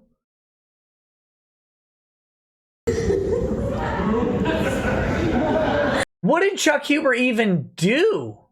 Oh my God. I give 0 fucks. We know, you dried up hussy. Chuck stepped in and declared himself on all things Funimation. He knows about as much about the inner workings at Funny as I do about shaving a dog's testicles. I mean, the funny thing is we can presume that she knows a shitload about shaving a dog's testicles from that statement. Right? Like, what did Chuck Huber say that was factually inaccurate in that statement? By the way, talked to several people that will back up that statement from Chuck. People who worked at Funny for years. People who worked at Funny, not contractors who walked by Funimation Studios from time to time. Okay. Weird flex. Weird flex. How's the casting couch? God, I feel sorry for Sabbath.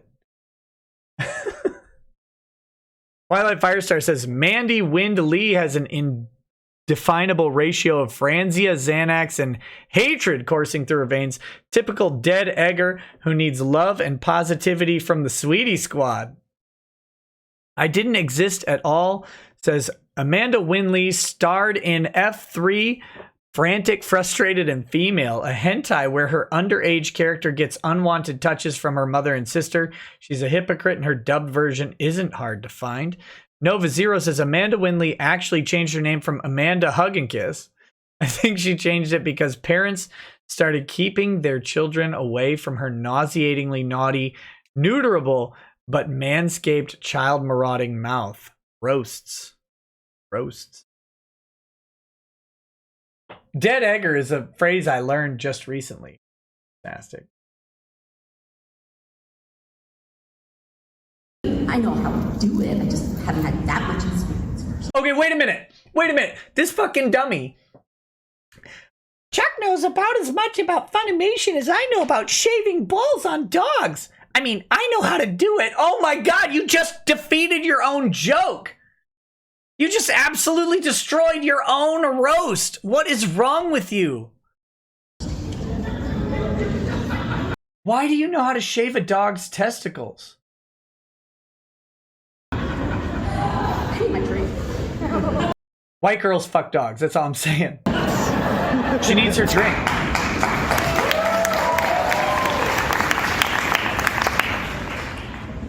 Am I supposed to use visual aids for that one?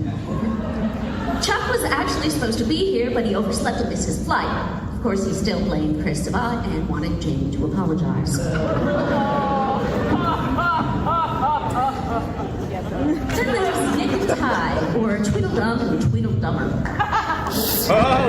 Nick is an attorney. It's a noble profession. No, it is not, you lying bitch. Being an attorney is not a noble profession. Attorneys are the worst people on earth. How many times do I have to say it? Oh my God. Yeah, he's a regular Atticus Finch. Except he feeds anime fans to the rabid dog that calls her that bitch. Look, listen, lady. I only speak the truth. That's what you don't like. That's the problem with you. I do feed anime fans to the rabid dog and then call her a fat bitch. Funny thing is they're all on the Kick Fix side. Why are you eating your own? Are you licking your own minge like Judi Dench? Franco Miranda says, you know that Netflix / the VSI group dub of Neon Genesis Evangelion is sounding pretty good right about now. Anything to never hear Amanda Winley's Ray again. She was terrible as Rally and Gunsmith Cats and Alita as well. She didn't really get any applause on that one. That was actually kind of sad. I thought they would really want to applause. Like, Amanda, Bubby. I don't even want to make fun of you. I should be the most hated person in the room you're in, and you didn't get a clap on your joke.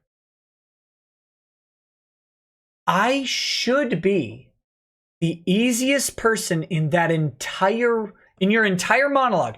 I should be the #1 target. I should be the easiest person to mock, to ridicule, to denigrate, and you couldn't get a pity clap. Let's go back just a second, just a couple seconds. Let's hear that again, because this is important. I think there should be uproarious cheers when you mock me, because everybody in that room should call me a liar, because obvious, they should say I fraudulently, I fabricated the Funimation leaks. Remember that?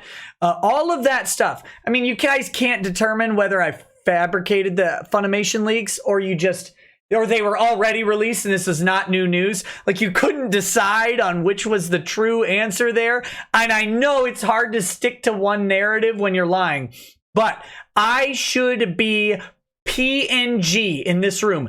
Everybody in your audience there, because there's no I Stand With Vic people, they should all hate me so much that they should practically masturbate in front of you when you make this roast.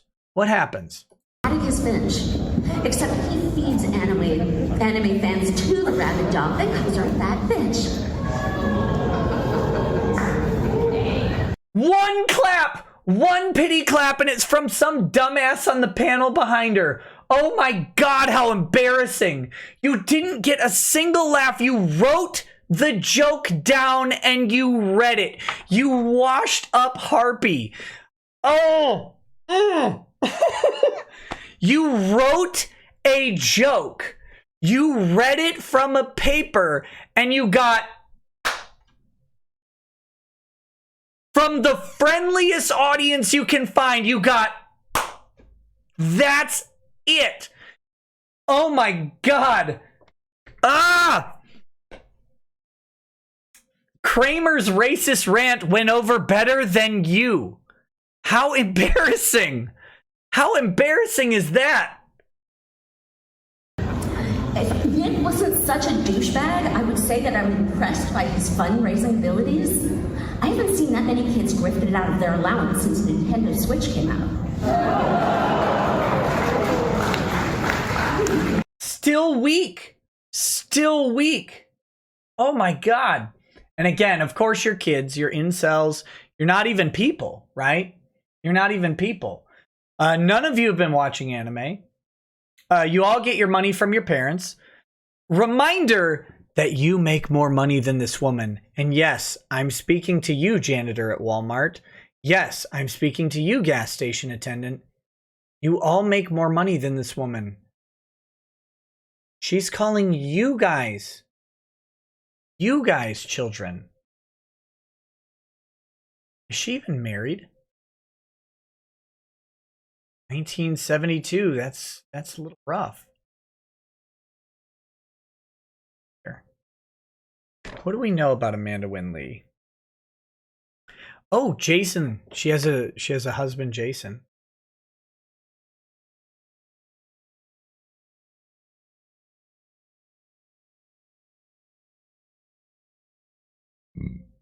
Blames their son for not being involved in any new projects. Sure.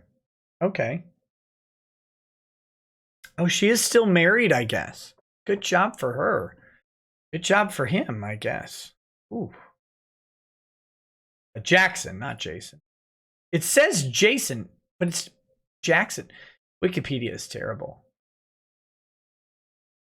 So, yeah. Guys, she didn't get work because of her son. That's the problem. It's not her. Whew. And then there's Ty. Oh, dear Lord. You know what? Nothing I could say would be anywhere near as embarrassing as his performance in court. So I'm just gonna let him be. So now I'm supposed to... Again! If I'm the most hated person in the room, Ty should be the second most hated person in the room. And at least with Ty, her joke might make some sense. Like you could say Ty didn't do well in court that day, and he didn't. Lawyers have bad days in court. I don't know if you guys know this. I'm not sure if Lemoyne has experienced this, but lawyers have bad days in court. Sometimes judges just don't give a fuck what you want to say.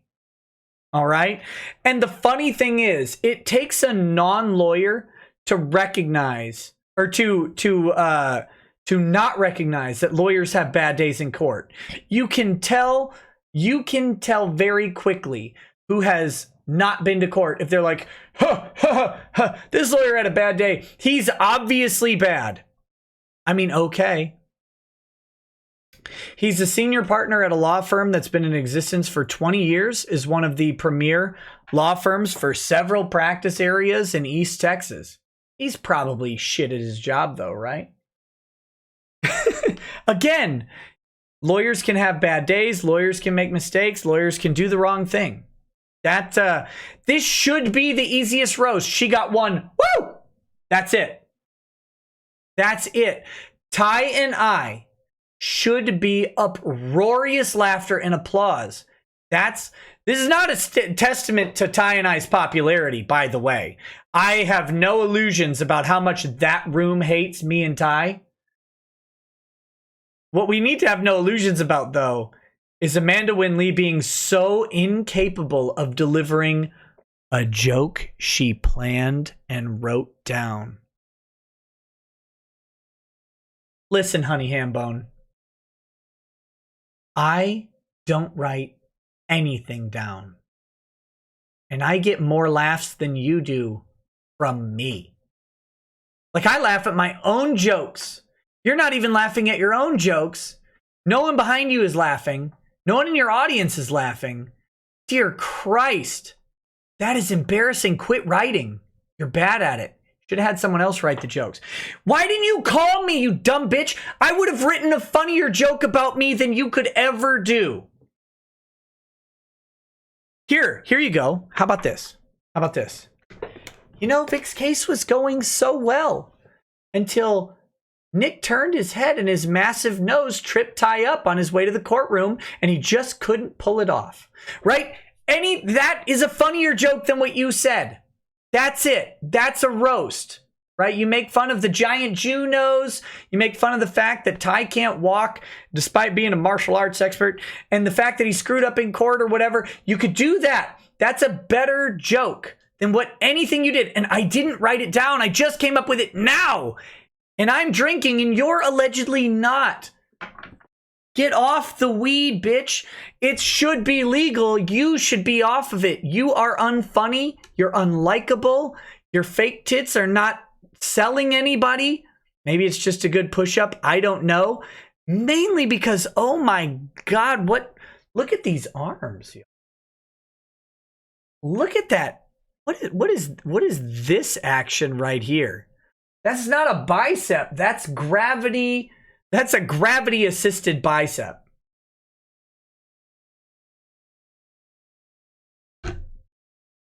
That is embarrassing. Honey, just grab 5s and do this. That's it.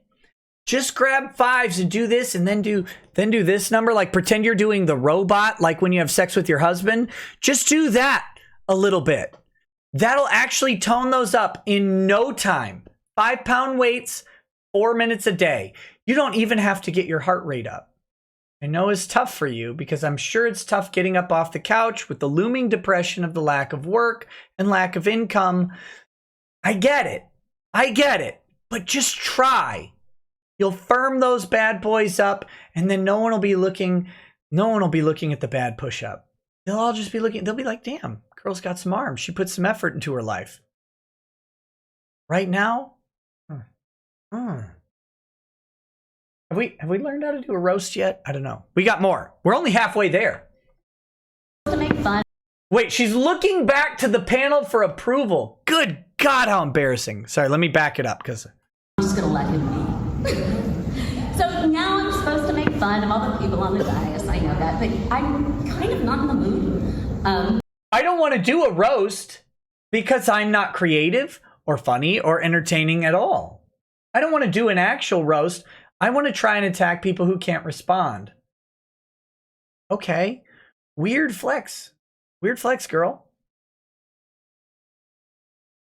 Twilight Firestar says, quote, well, I would invite Nick, but he is allergic to heat and roasting him might turn its nose too red to make him itchy. Please clap. Jeb Bush would roast you better than Manda Shilly. See, that was a good one. That's a good roast. Make fun of the fact that any physical activity makes me break out in hives and I look like a biblical leper. Like, make fun of that. That's what I would do. Oh my God.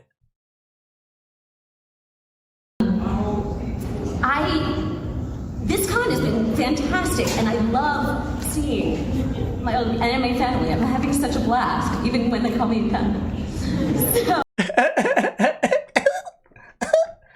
As Chin recedes into her Adam's apple, even when they call me cunt. Cons, pay attention. Is this what you want?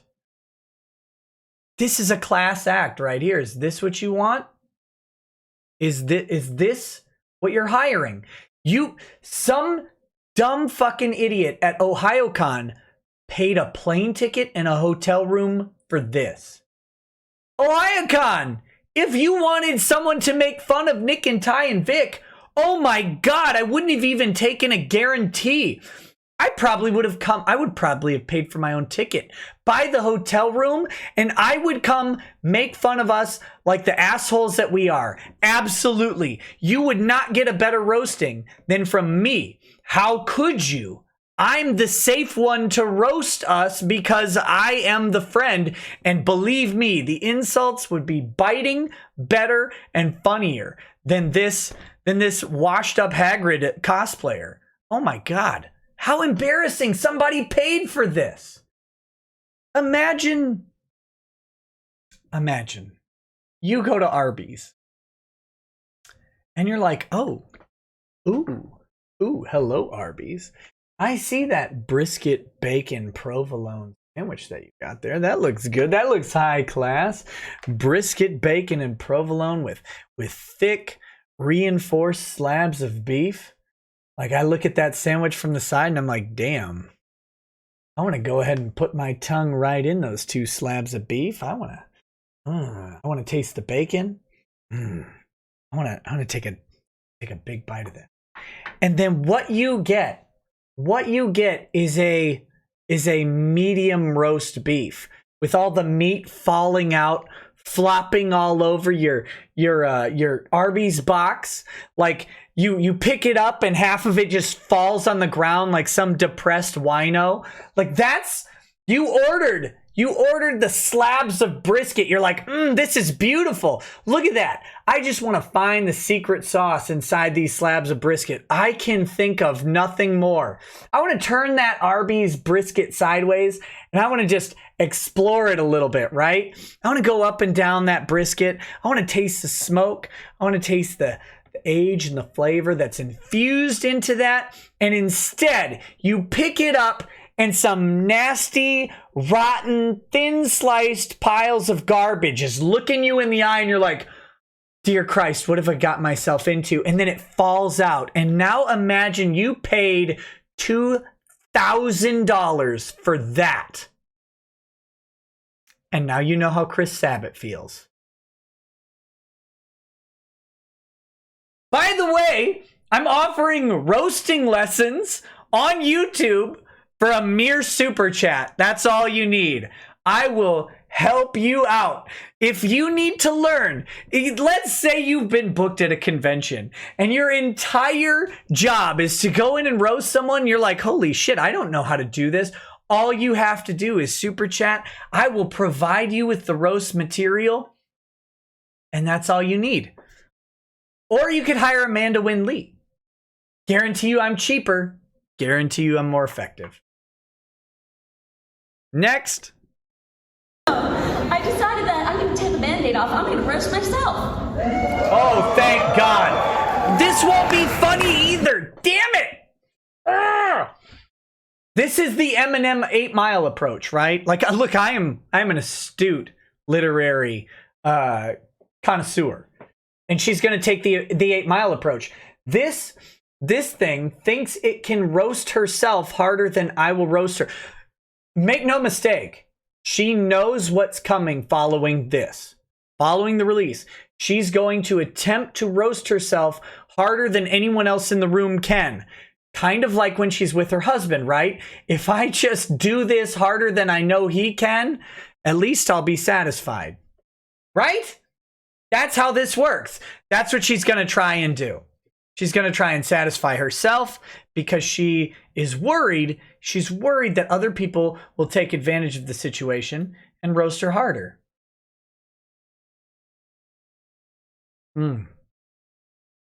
Let's read a couple chats first before we get into it. Siren Jag says, shrugs shoulders, I thought I could roast Ty by phone. Okay.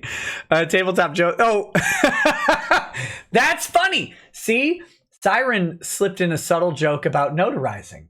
That was beautiful. I almost didn't catch it. I blame the Johnny Walker, but that was well done, sir. I thought I could roast Ty by phone.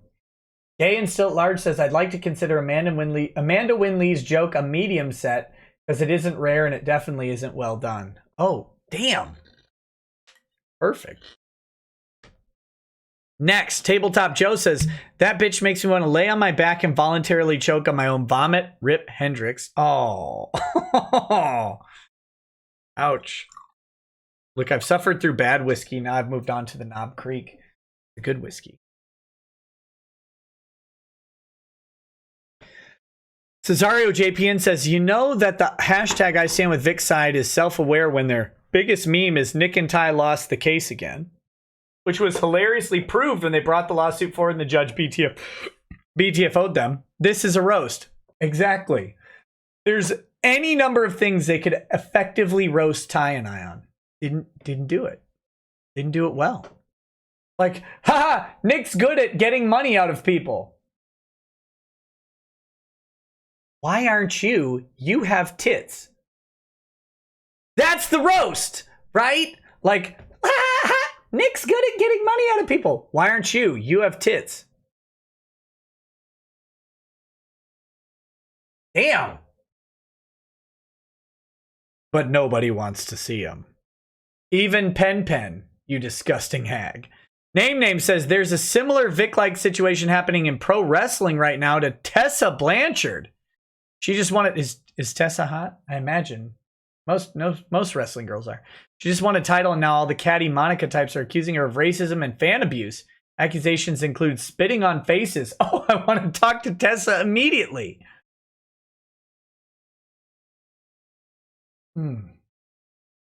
Show my man boobs. I just said I get the vapors and I get leprosy from moving.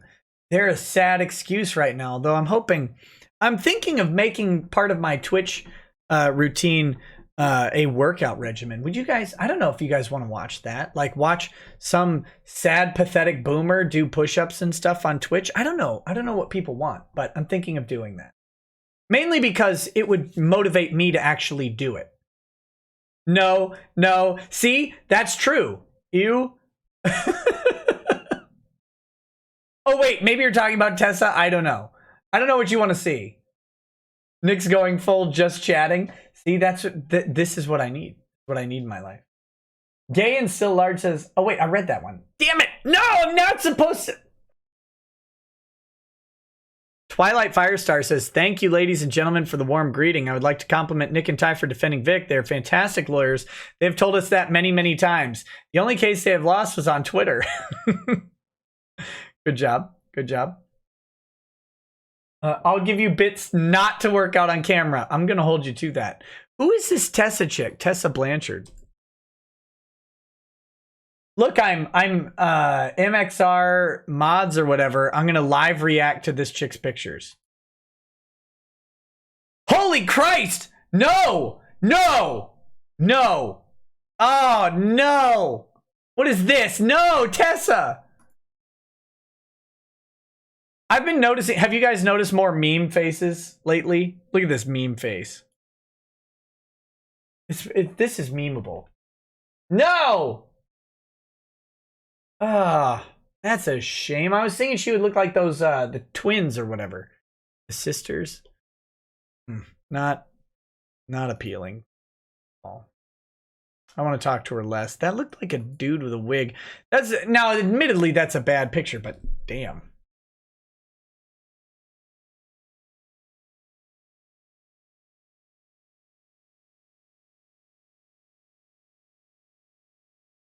I'm not old enough to be a boomer. Oh, boomer's a state of mind, baby. All right.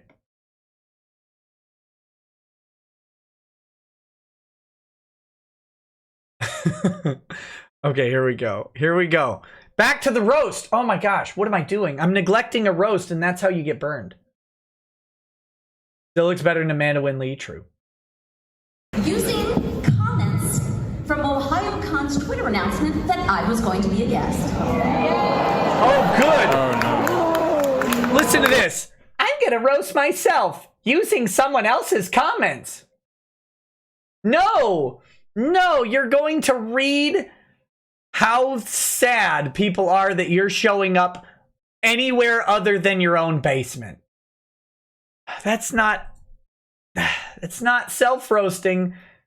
That's getting roasted. Best of luck to you, Ohio Con. Wasn't that the woman that has mental breakdowns on Twitter all the time? What made you people think that was a good idea? Literally, yes. That wasn't a joke. It wasn't a joke at all. That was an honest question. She has Notice how no one laughed, by the way? fans? Shit, news to me. She's unsuccessful. It's not a joke. It's not a joke. That's the problem here. Such a suckage and an actor that it's not even funny. And this one, pregnant. She makes potheads look bad. This next one is my favorite because I have no fucking idea what he's talking about. Amanda Winley loved me for no reason, but of course she had to insult my mother first. I have no idea that I insulted someone's mother.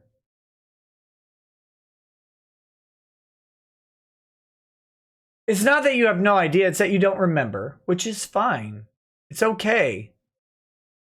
Most of the time, people who are being stuff is being directed to them, they don't remember responding back to the specific person. You have no idea. Like, it's just a person on Twitter, right?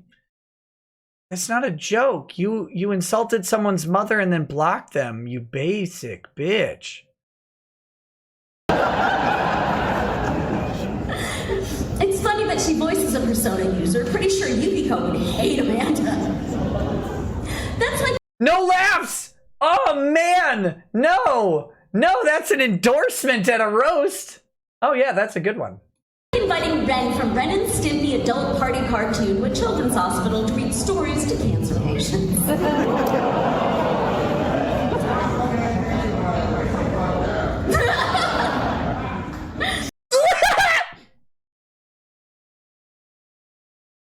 What was that? I didn't even hear what the weird mumble was, but it's sad that that guy's joke was funnier than her joke.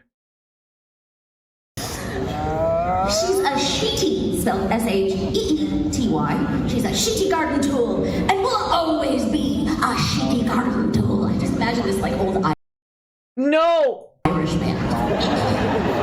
Not an old Irish man. He's calling you a drunk, you weirdo. Sheety, sheets, 3 sheets, to the wind specifically. You're drunk. You're unfunny. You're intoxicated.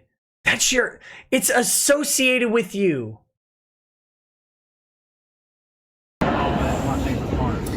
Just hoping her ugly ass doesn't strip and dance on stage in front of children this time. I feel sorry for that poor penguin. Yes! Yes, we're all hoping your clothes stay on. How shit... Listen, I know women do not want to be objectified, right? I get it. Some do, and that's good. That's good that some do. I get it, that the objectification of women is unpopular. However,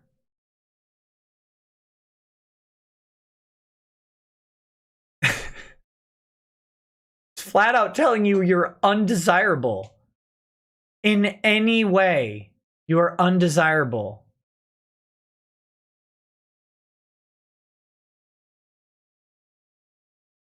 Men are visual creatures, Amanda. All of them. Think about it. You are men who are visual creatures. Anime incels who like looking at hentai don't want you to be naked. No one wants to see me naked.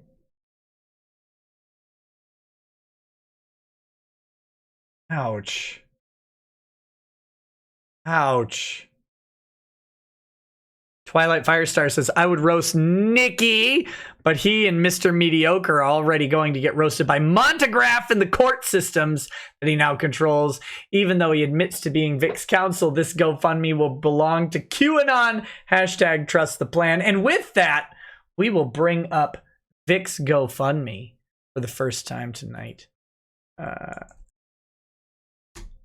Vic kicks back. Oh my goodness, you guys are amazing. Absolutely amazing. Look at this. Look at this. Here we go. We are over $271,000. That's roughly 271 years of Amanda Winley convention appearance revenue. And that is amazing. You guys are fantastic.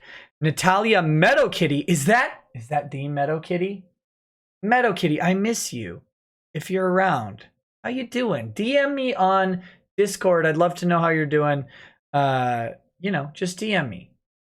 I want to know you're okay. Sean Nutt, thank you so much. Davian Bowens, Sabina Amiel, Madeline Armstrong, thank you so much. And then Luke Seaton, Anonymous, and Sean Nutt again. Travis Cohn. That's, I think, about where we left off. Thank you guys so much for contributing 271,050 reasons for these sad sacks of garbage to lament the fact that every one of those dollars was not spent on one of their autographs. Every one of those dollars is actually an affront to their existence in anime. Every single one. Even if you like them, I'm sorry, but that's how it goes. And that's a shame. That's a damn shame for people like Amanda Wynn Lee. You know what she would kill for 10% of that in a yearly con cycle? Think of that. 10% of that in a yearly con cycle would be a massive improvement to what she gets from fans. Refresh, I just brought it up.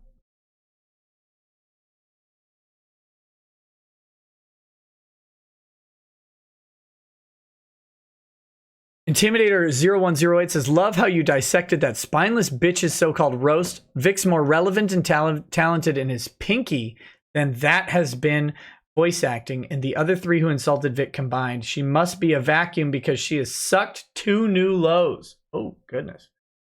It's Kaki Onsai. Says, with the way her face looks, wouldn't she be known as a Ma'am Deleuze Lee? Could we call her the mother of arms girl with those Nazi symbol windmill slats? Just remember, comedy is 95% truth, 5% timing, and Nick's always late and gay. Oh, that's fantastic. Okay, again, back to the roasting. We've got about a minute left.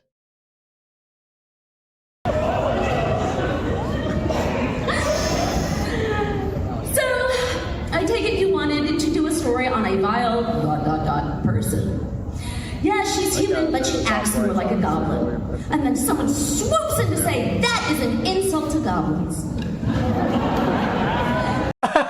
Notice how she takes a long breath in before her jokes. Lemoyne wishes he could.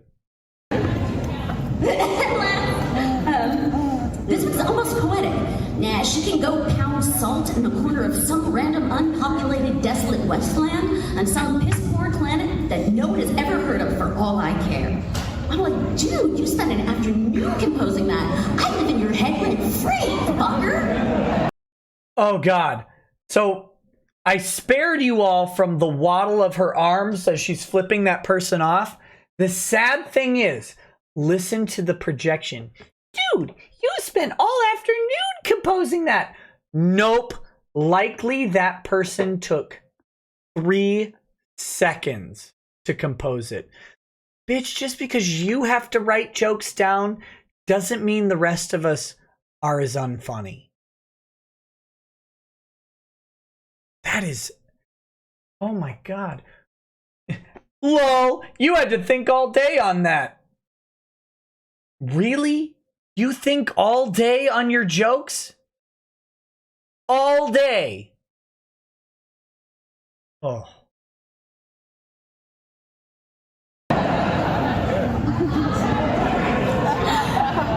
I really hope you're not considering this person as a guest after everything she's been saying on...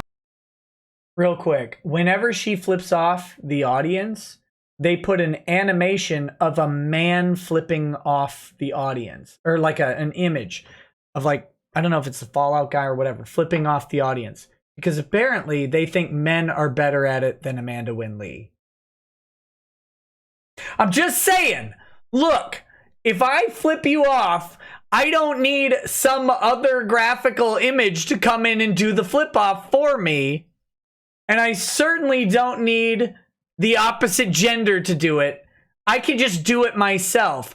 The panelist or whoever's controlling the video feed hates her so much that he puts a fucking man in her place to do her insult better. An illustrated representation of a man is better at flipping off the crowd than Amanda Wynn Lee. She should be embarrassed by that. She should probably be offended. That's terrible. But his arm doesn't flap in the breeze, does it?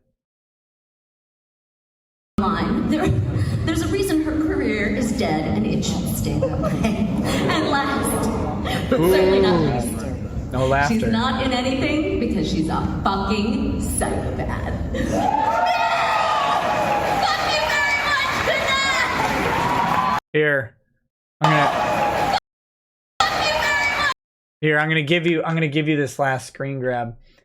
Look at that. That's the punishment you guys get from Amanda Winley. There you go. I've seen better shaped mounds of mashed potatoes than that.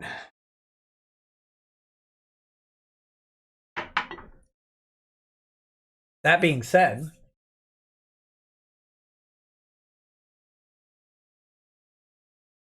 if any cons are looking to hire someone to do a proper roast, I will not do a hateful roast. Anybody. That's not what cons are for. A polite roast of someone present?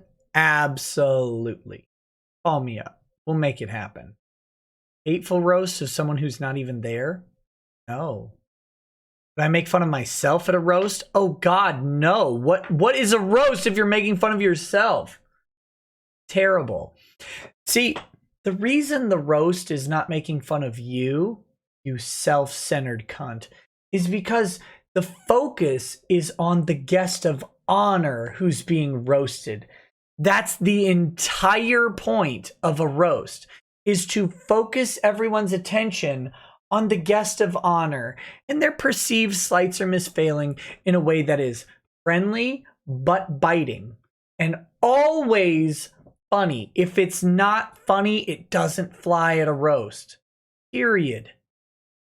I don't know. Like, I'm not a professional comedian. I don't do that.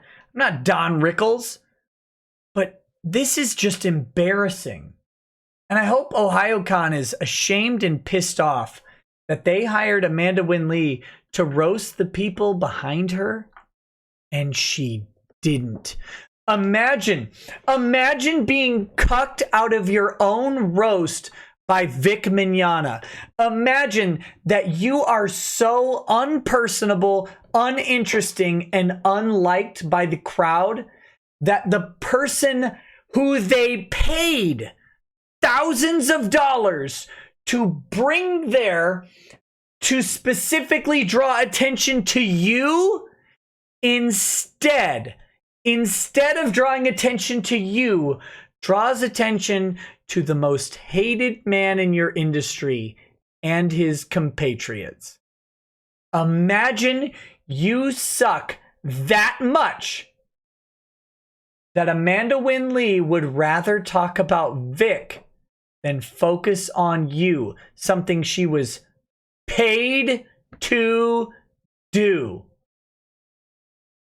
That's like you walk into Subway and you're like, hey, I'd like a tuna sandwich. I like a foot-long tuna on rye. And I mean, a foot-long tuna is not a comment on how many times some of these anime chicks have been hollowed out. That's not at all that. This is a separate joke. Like a foot-long tuna on rye. On rye? They don't have rye bread. Like a foot-long tuna on Monterey cheddar bread. Okay? And they go, yep, nope, sorry. I'm making a steak and cheese and I'm sending it to Vic Mignogna. Because fuck you, that's why. But you're paid to make my sandwich. Listen. I'm living so rent-free in your head that actually I'm going to not pay attention to your sandwich and I'm going to give Vic Mignogna a sandwich instead. Imagine being that pathetic. The three things, I don't know if they're all guys, on the panel behind her are cheering for the fact that they got cucked out of their own roast by Alpha Chad, Vic Mignogna, Nick Rekieta, and Ty Beard. That is the most embarrassing aspect of this roast. Think about it. You're Robert Downey Jr. Hollywood's going to do a roast of you, and they stand up and just roast Joe Rogan instead. What, this is supposed to be my roast. I worked for this roast. I went to rehab. I came out of rehab. Here I am. Sitting at this roast. I spent my time to come here. I took a limo. I did the red carpet thing. I took pictures. And instead, you're talking about Joe Rogan. He's not even here. Why? Think about how pathetic that is. Oh my God. That's embarrassing, people. That's embarrassing.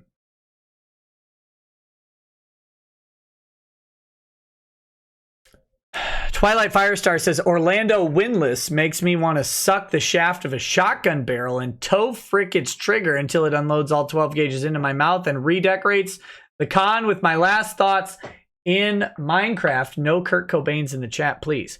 Seamus Malane says, SJWs can't really roast because they are too afraid that anything insulting will accidentally offend one of their protected friend groups and they'll get pilloried by their own. No, I think Amanda Wynn Lee is begging to be pilloried by anything these days. That's why she's talking about taking off her own clothes.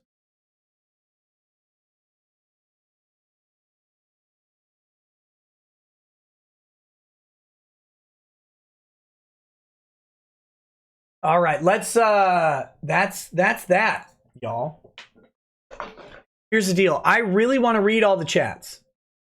I do. I've been trying to hold it in. I have to piss so bad that I can't sit through the chats. I will finish the show in a puddle, and I can't do that. So Chair Coon will take over for just a minute. I apologize. I was trying to hold it off until Twitch, but I can't. See you in a bit.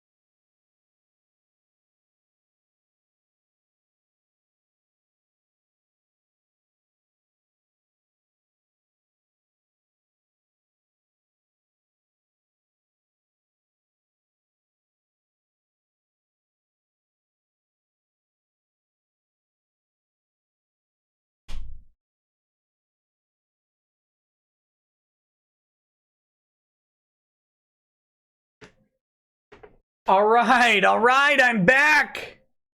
Oh my goodness.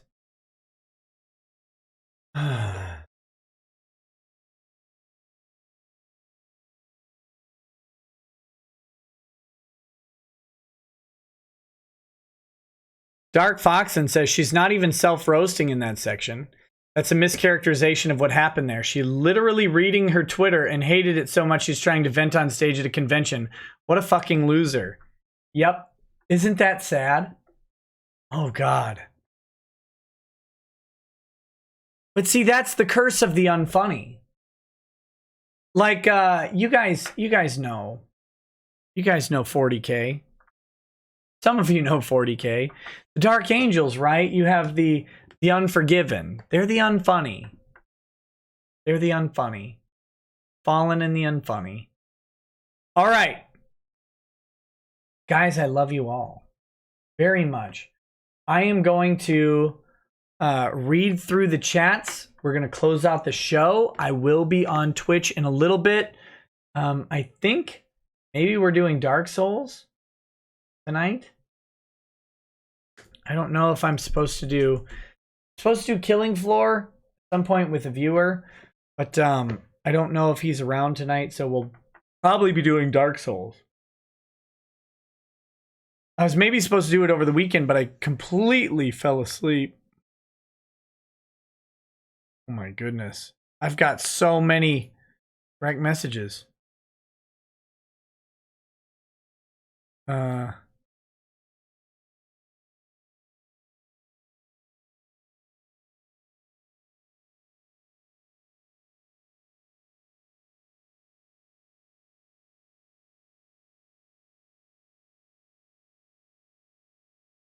Weird. Get Lemoyne's tweets, all of them. Which is sad for Lemoyne, but I get literally all of them. I don't know. Actually, I don't know if it's sad for Lemoyne. It's really sad for me. Because I have to read them, and they're just uncreative and unfunny. Yeah. Oh, boy. How do you kill that which has no soul? Effectively, over and over. I get killed constantly on Dark Souls. All right, we're gonna read through the chats. We're gonna read through the memberships. It shows me memberships as it does super chats as well. So I'm gonna thank you all as it happened in the show. We have 54 new members. That's a lot of members to thank, and we're gonna thank every single damn one of you, because unlike Amanda Wynn Lee, and unlike the other washed up harlots at Funimation, I actually appreciate every single person. I appreciate viewers who watch who hate me. That's fine. Put a thumbs down. Mark a thumbs down. I don't care. You watched my show. How can I possibly be mad at that? How can I possibly be mad at that? You watched me sit and drink whiskey out of my own face. It's even got the rosy cheeks because it's drunk.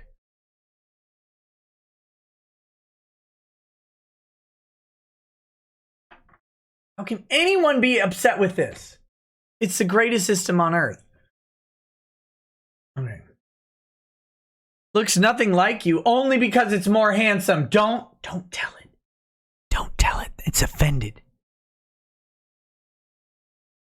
Only 2 dislikes? Oh, damn.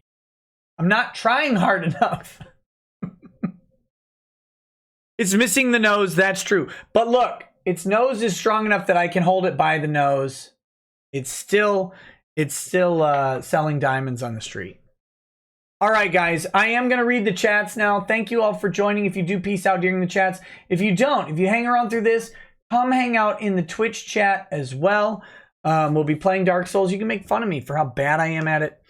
And we'll see how this is going. We'll see how this is going. So thank you all. And I hope to see you tomorrow. Tomorrow we will have a different show, of course. Every night is a different show. So come hang out. Maybe we'll talk about that chick who talked her boyfriend into suicide. Something Amanda Wynn Lee has never had to do because they're so willing to do it. We'll talk about the chick who talked her boyfriend into suicide, getting denied by the Supreme Court of the United States, and what that means for speech. Or maybe we will have all sorts of, maybe we'll have a guest of sorts. There's a couple guests that are on the docket that I'm trying to line up, and it's not their fault, it's mine. So we'll talk soon. All right. Anyway, metaphorical anus. Listen, girl. I don't want to put it in your anus. I'm going to put it in your metaphorical anus. Some babies were dropped on their heads, but Amanda Wynn Lee was clearly thrown at a wall. I've seen people like AWL, but I had to pay admission. Amanda Wynn Lee should do condom ads. She's a perfect reason why they are important. That is a solid insult. Night of Hopex has thought about it more, and here's the real rationale for why CP and rape porn should be illegal. It's an extension of the original crime. Selling stolen goods isn't illegal because selling stuff is wrong. It's someone profiting off their abuse of another person. Yes, rape porn should be illegal if it's predicated on real rape. Absolutely. And child porn should be illegal if it's predicated on the sexual exploitation of a minor. If the rape porn is based on a role play, isn't that a statement? Like, that is speech. So I'm not, I think we're on the same page, but just to be clear, Mercenary X. Plus I hear, I cannot confirm or deny this, but I hear the ladies actually like the struggle porn.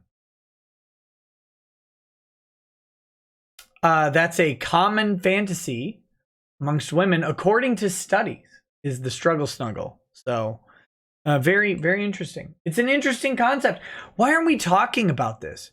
Why aren't we talking about why a common fantasy for women is a struggle snuggle? Why aren't we talking about that? Like, what does that mean for men of today? What does it mean about our culture? You listen to Drexel will tell you that the most vocal feminists are the baddest broads in bed, right? Why aren't we talking about this? Mercenary X says, have you heard of the channel Oculus Imperia? Yes, I have. Thank you. That was the one I was trying to think of earlier. The guy near race as if he was some sort of scholar in the Imperium itself.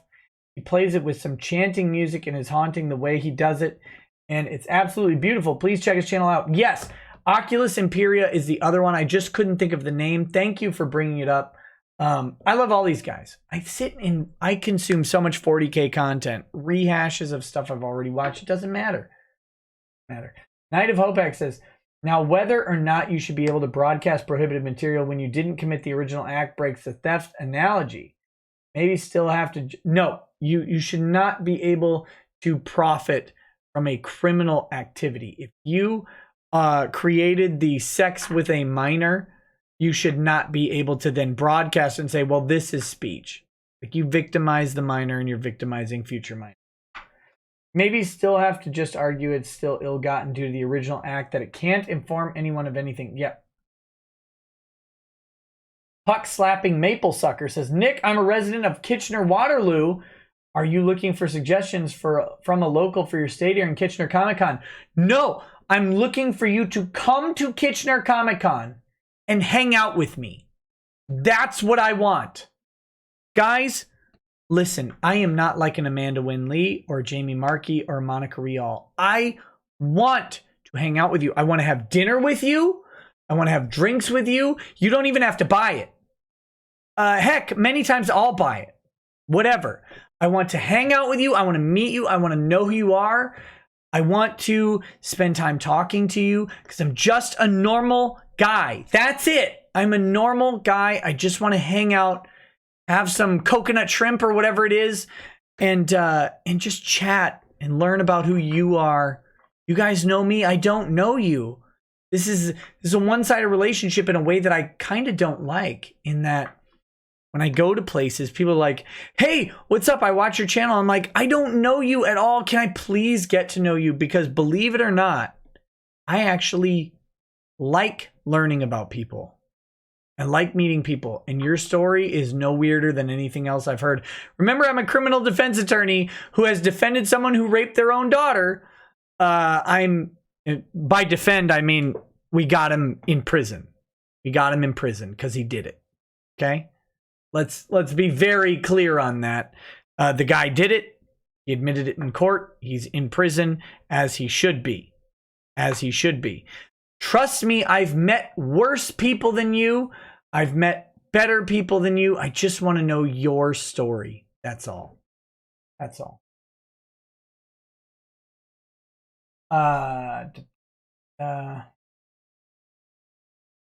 Next, we've got Night of Hopex. Fun dialogue from an anime I like. I just want to make you read it because it's funny to me. Iwaba Tiga Roku Ware Gen Diet O Jeto Taiga. There you go.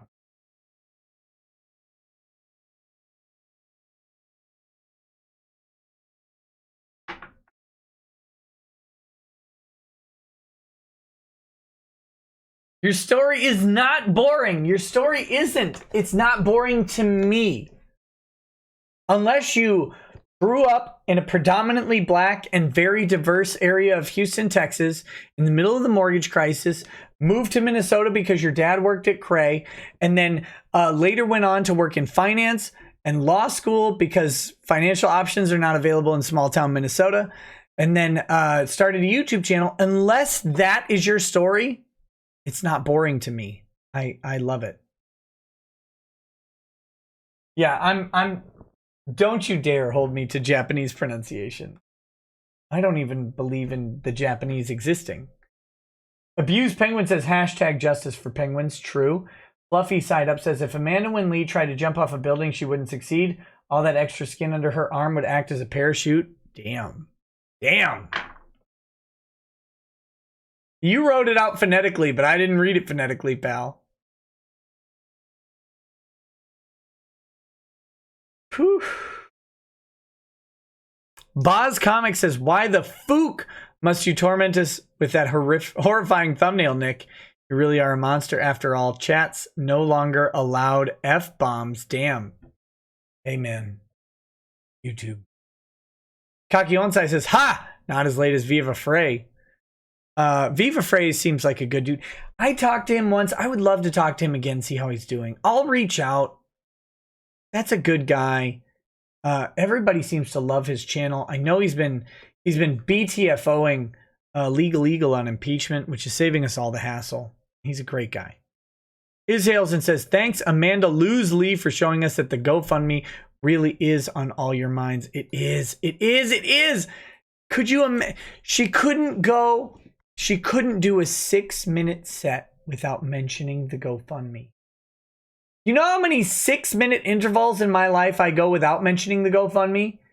Damn near all of them. And this hoe can't even do it for 6 minutes. How embarrassing.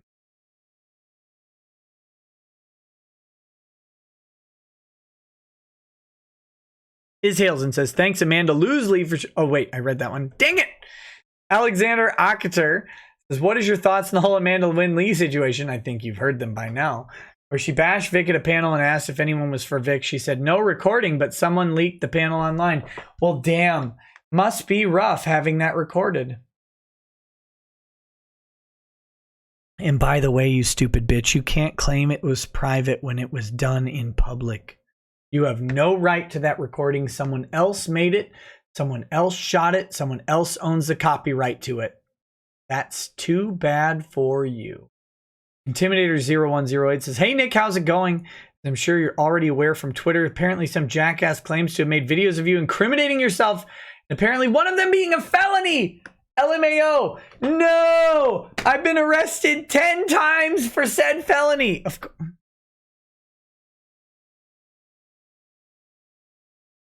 I don't know which. Yes, I am aware. Some weirdo has made all sorts of videos on me, which are the highest viewed videos on his channel, which is sad. Buddy, get more interesting, please.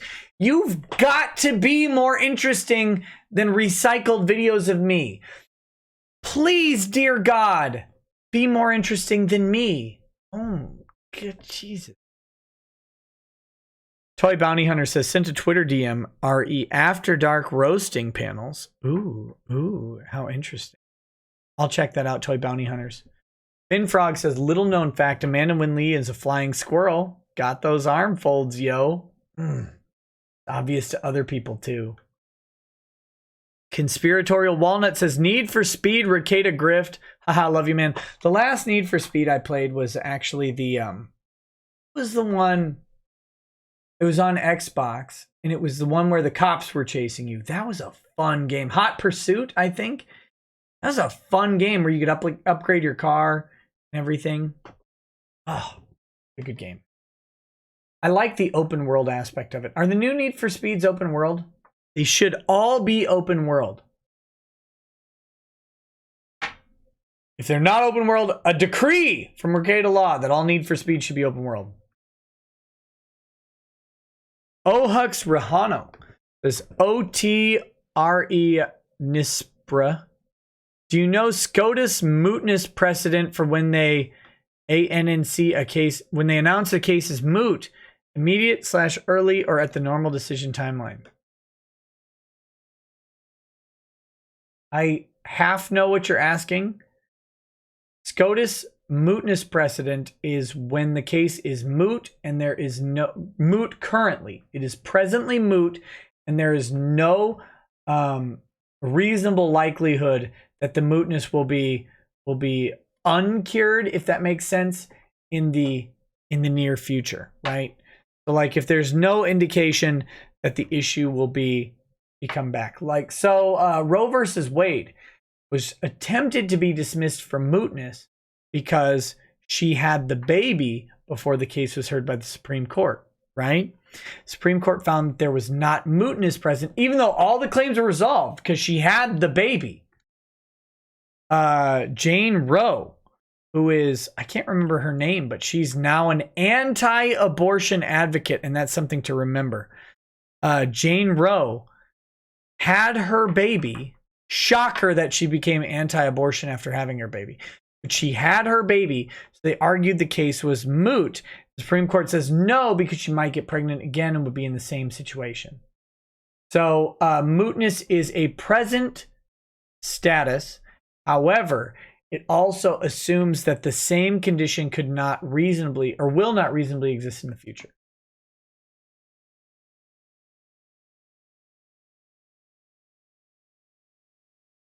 Okay. Now I'm going to read membership thank yous. If you want your name read on stream, the way to do it is to sign up as a member using that join button. It is not something I am pushing. However, we've had 57 people join today, and there were 2 people prior to the stream who joined. And for now, the features are some private live streams, including the cooking streams. Those are available if you join up. If you could also just join on Patreon, a new project too. That's fine. But there are potentially, and also badges and emojis are in there currently, and your name gets highlighted in green. Potentially, there are more features coming as I learn how the features work on the join button. I can't promise anything because I don't know how to do it yet. I'm new to all this. But as I learn more features. Kidda, I'm reading under 20 chats right now. These members are in the flow with the under 20 chats. We'll get to all of them. Chrysidia Holmes, thank you for joining. Jay Walker, thank you. Ryan Mercado, thank you. David Picor, thank you for Brotato, thank you for joining. Spectre06, thank you for joining. Phoenix Lord Asserman, thank you for joining. Super Iron Bob, thank you. Fatal is Dracon83, thank you for joining. Andrew War Snowboard, thank you for joining. Ultra65, thank you. Dark Foxen, thank you. Architect of Fate, thank you. Shadow the Umbreon, thank you. Quacky Boy, thank you. Bad Vibes, thank you. Melidius, thank you. Robert H, thank you. Inner Persona, thank you. Karen D, thank you very much. Mario Venezuela 2 says 700 plus people campfire Vic. No one comes for Ronica. Damn. Ouch. Terry Chan, thank you for joining. Magnus Borson, thank you. Corathus, thank you. Stalin Falcon, thank you. Stalin Falcon. Kristen B, thank you. Juro, thank you. Anime Lover 0542. 0524, thank you. Elemental Factor, thank you. Ryan, Saucy Boy Plays, Leto Enchanted, Jennifer Douglas, thank you all for joining. Conspiratorial Walnut says Dom's anus equals Sarlacc pit brown crater. Oh my goodness. That is brutal.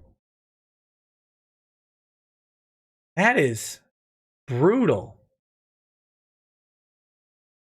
Exander, Austin Heartless, and Vidden the Cold One, thank you for joining. Ryan Sword and John Doe, thank you for joining. Kizzy, thank you for joining. Albert Reed. Well, there was no join button for me to be a member, so have a supper chat. There is a join button somewhere. I don't know where it is. Albert Reed, thank you so much for the super chat, though. The Nerdiest Geek, thank you for joining. Bad Vibes says, just remember, many kickvic and VAs and stupor lawyers are very unique individuals. I hope they steer off this course soon just for the lulz. Orpheus for the win. Thank you for the okay sign. Not the white power sign. That would definitely be the okay sign. Craig Labar, thank you for joining. Mike Testa, not rhyming with testes, says, would there be cheers if Jar Jar replaces Win Lee? No one needs to replace Win Lee. She doesn't get any work. There's nothing to replace. Oren and Raven Uchiha 104, thank you for joining.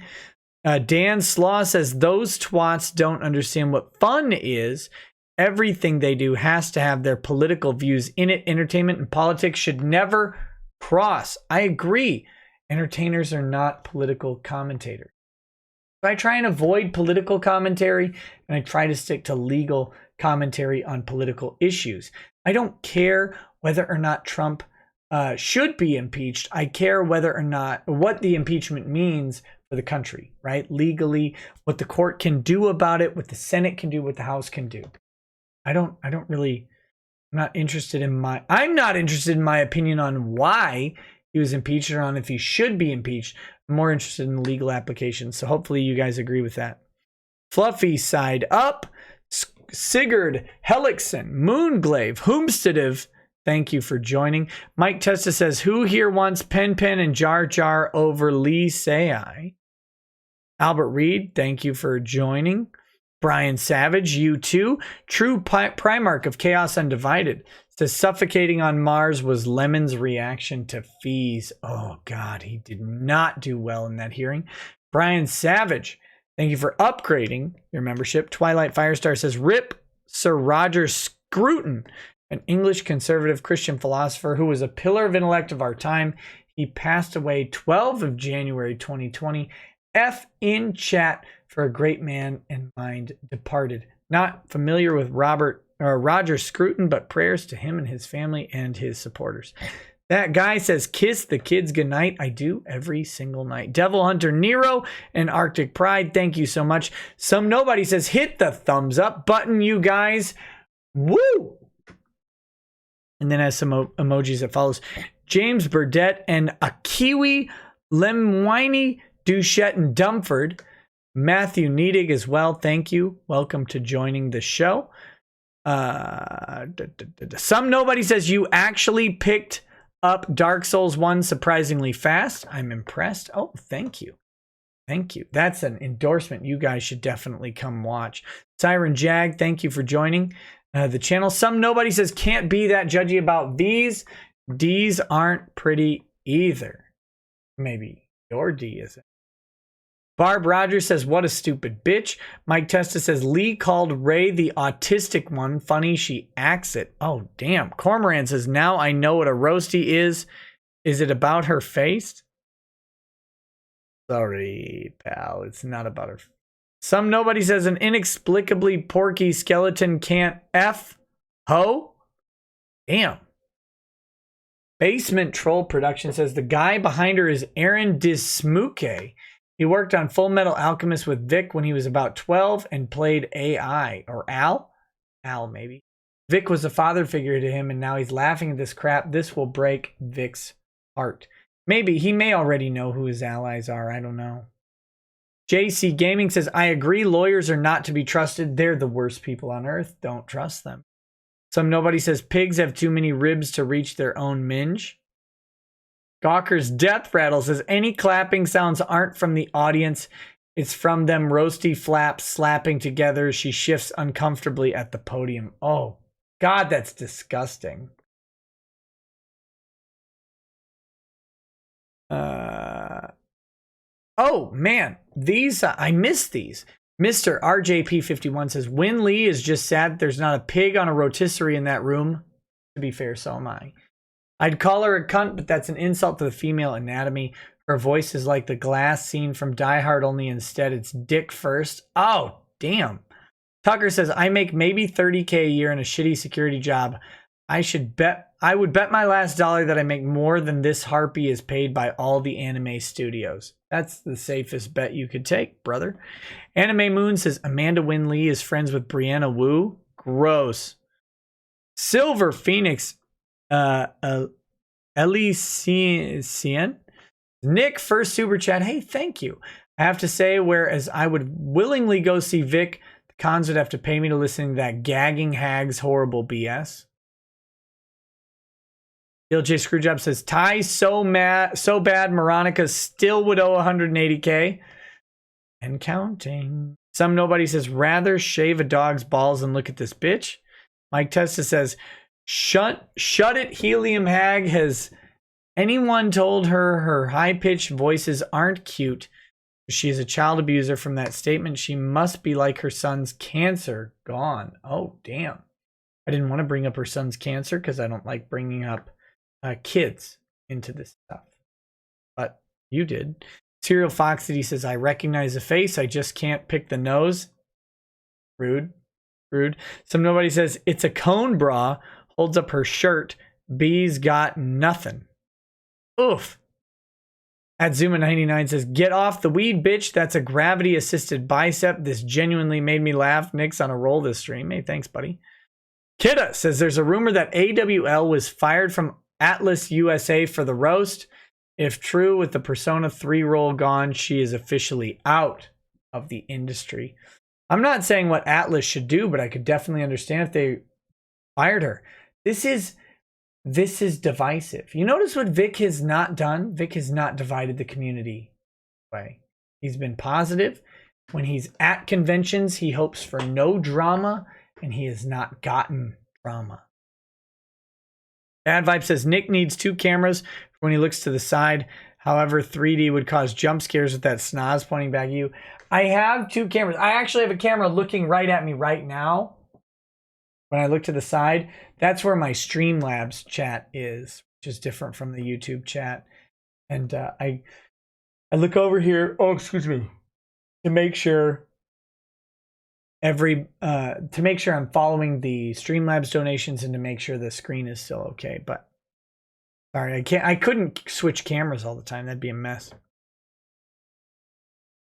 Some nobody says it makes a fart noise when you pick it up. No one important says Win Lee can open her own airline with those arms. Cowboy FMJ91 says Vic is a freaking saint for being able to say respond with kindness to these orbital harpies. At Zuma99 says, hey Nick, any plans to stream with Hero, Hey, Amish, and that Umbrella Guy and Yellow Flash again? Hearing you guys stream together is like watching the Avengers assemble. Yes, absolutely. I don't know when, but I always love doing streams with those guys. Always a fun time. Cody Byer says, hey Nick, reminder to check your Discord DMs. Also deeply enjoying AWL's Downward Spiral reaching a larger audience. Made my night. Yeah, buddy, I've seen the Discord DM. I'll try and remember to respond to you. DCV Titan says she just wishes she could get spit roasted. That is foul, good sir, and you should be ashamed. Hargis says, if you want to work out during Twitch, you should do the Dark Souls push-up challenge. When you die, X times deaths push-ups. Oh my God, that's embarrassingly bad. I would be doing 2,000 push-ups by the end of 10 minutes. Some nobody says, why does she sound like my anus feels when I poop? Yuck. Yuck. Yolem Taze says, as I said before, if Filthy Frank was a real person, Amanda Winley would be his mom. I would not be surprised if her son ended up becoming an IRL Filthy Frank. Look, I don't like talking about people's kids. I don't know the kids or anything. She seems like a garbage human. I'm hoping her kid does not inherit that from her. 0 absolute 0 0. Just like I hope my kids don't inherit my behavior from me, right? We all hope our kids are better. That's not a specific criticism of Amanda Wynn Lee. It's my lack of want to involve people's children in something. 0 absolute 0 0 says, from your experience in lawyer ethics, which is the least ethical to smash as a lawyer, your client, opposing counsel, or the opposing party? That is rough. Opposing party, I'd say, because sometimes you need to rape your opposing counsel. That's a joke, YouTube. And your client, well, I mean, you know, what if your client's your spouse? I guess your spouse could be the opposing party too, although I hope not. Pix Lexia says, Amanda has almost as much charisma as Lemoyne's long-lost lung and Low T. Greg's 14-year-old CPAP. Her words are like her flab arm bouncing on concrete. Dang. Dang. Asia Fraser says, if Chair Kun is female, shouldn't it be Chair Chan? Who said Chair Kun was female? Rando number 9 says, Chair Kun called me the N-word, Nick. Fire her. Dang. I guess that person said Chair Kun was female. Colfie's Second Amendment wannabe Unan Muhammad says, here's Here's some for adult diapers. Also, Amanda Winley is holding on to her looks like a certain someone's chair is holding on to its cushion integrity. Oops. Remember, Amanda Winley's characters have always been more attractive than her, more attractive than she has, which is a sad state of almost all VAs. Their characters are better looking than. Kolfi's Second Amendment wannabe Hunan Muhammad also joined as a member. Thank you. So did Twilight Firestar. Thank you for joining. Marsupial Gamer says, you just made more money roasting Amanda Winley than she did. Mr. Schwagon says, look how much Amanda Winley raised for you in Super Chats today. I have to thank her for that. Tabletop Joe says, if you're ever in or around Detroit, Michigan, drop a line. I'd love to hang and shoot the shit so you could remedy your dilemma. I try not to hang around Detroit because it seems terrifying, but I'd love to. If I'm ever there, I'll let you know. Twilight Firestar says, the most serious question for a boomer lawyer such as yourself, who is best among the three? Patrick Swayze, Kurt Russell, or Kevin Bacon? Kurt Russell without a doubt. How dare you? DCV Titan is just a chat check. Fickety fuck, fickety fuck, fickety fuck, fickety fuck, fuck, fuck, fuck, fuck, fuck, fuck, fuck, fuck, fuck, fuck, shit, motherfucker, ass, tits, cunt, cock, motherfucker, shit, ass, tits, motherfucker, shit. Wow. That might have demonetized me just then. Rude. Mike Testa says, I knew I put those defective airbags somewhere. Lemon Party, thank you for joining. Anime Moon says, so you want to hear about the chick who asked me to call her my daughter while I was banging her? I had to quit a job after dumping her due to knives. That's always a weird one. I want to call you daddy. No, that's okay. That sounds like trauma. Corey Goodman, thank you for joining. Haywood Jablomi says, Vic may not have been funny for 1 year, but Amanda Winley hasn't been funny her entire life. Brutal. Asia Frazier says, what's the cost of joining? It doesn't show on mobile. It's either $2, $5, or $10 a month. The cost of joining. You can choose your fate. Silver Phoenix Elysian, thank you. Nick Naylor, Siegfang, Architect of Sin, Cisphobia 101, Moji Pitten, Duskstorm, Bookham, Dano, Billy the Kid Lawrence. Thank you all for joining. I really appreciate it. Ham Sama says MBA is now MBR, which stands for Mad Black Rapist. Oh my goodness, that is terrifying. Mike Tessa says, sorry, I would never go for kids, but she begged it. Mike Tessa says, also bring Jim on your anime talks. He's one of you. Yeah, Jim is definitely an animu. Snack Sheet says, can you add a Chair-kun sticker? Yes, I will work on a Chair-kun sticker. Tell my art guy to get on it. TLJ Screwjob says, Nick assumed his chair's gender cancel him. Twilight Firestar says, can I rescind my membership? Patrick Swayze is a superior man. Kurt Russell is fantastic in a close second, but Swayze is the Wazy. Swayze got killed by the illness, man. He's gone. I gotta give a man who outlives Patrick Swayze the award. Sorry. Swayze's great. I love Roadhouse. I watch Ghost. You know. Dirty Dancing's a guilty pleasure I watch with Lady Rackets, because if you're not watching Dirty Dancing with your mistress, then you are putting baby in a corner. All right, guys. I think that's it. That's everything. Thank you all for joining. Thank you all for participating in the chat, for joining up as subscribers. I hope many more of you do in the future, but if you don't want to, I get it perfectly and will never hold a grudge against you. Hopefully, you guys will join me on Twitch in a little bit. I'm going to go grab a snack tray from Ron, and then I will be on. Oh my goodness, I gotta play the outro. I have an outro. I didn't play it because I had guests last time. Here's an outro for you guys. And finally, we have Mike Testa says, Mad Black said Johnny Young Bosch shouldn't go to you for help. Okay. Does Johnny Young Bosch need my help? I think he's doing it.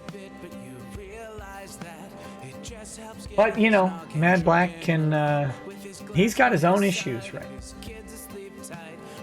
That's his deal. Rural says Kurt Russell started with Elvis. Ooh. All right, guys. Thanks for hanging out tonight. I really do appreciate it. I will hopefully see some of you on Twitch. I'm no longer taking super chats or justice chats. Come join me on Twitch if you want to chat and hang out. There it is less likely that you will need money to get my attention. You can actually earn points by watching and then trade those points for highlighted message, which I see, and try to respond to all of them. So thank you for doing that. I will bid you good night. Have a good night. Peace. Peace. I'd beg about more love right. The spirits flow as the ones who get unemployed. So pour out a glass for the tea post on Twitter as we hear Lost Planning tonight. From the white shores of Nam to the hills of Glenlivet, there's no one who explains the law better than Nick. So pour out a glass for the ones who have passed to make the law what we are now. Oh, the guests are all planet folks from Doug T to Drexel. They bring their perspective and spice to the mix. But the reason we're here and the one that we cheer is the one who is showcasing us his career.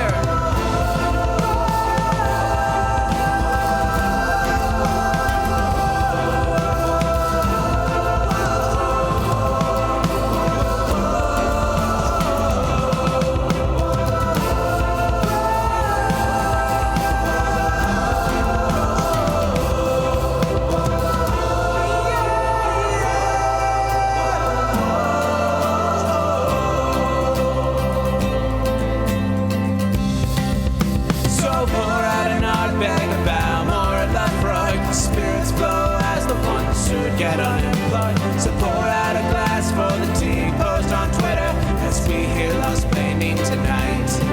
From the white shores of Nam to the hills of Glenlivet, there's no one who explains the law better than Nick. So pour out a glass for the ones who have passed to make the law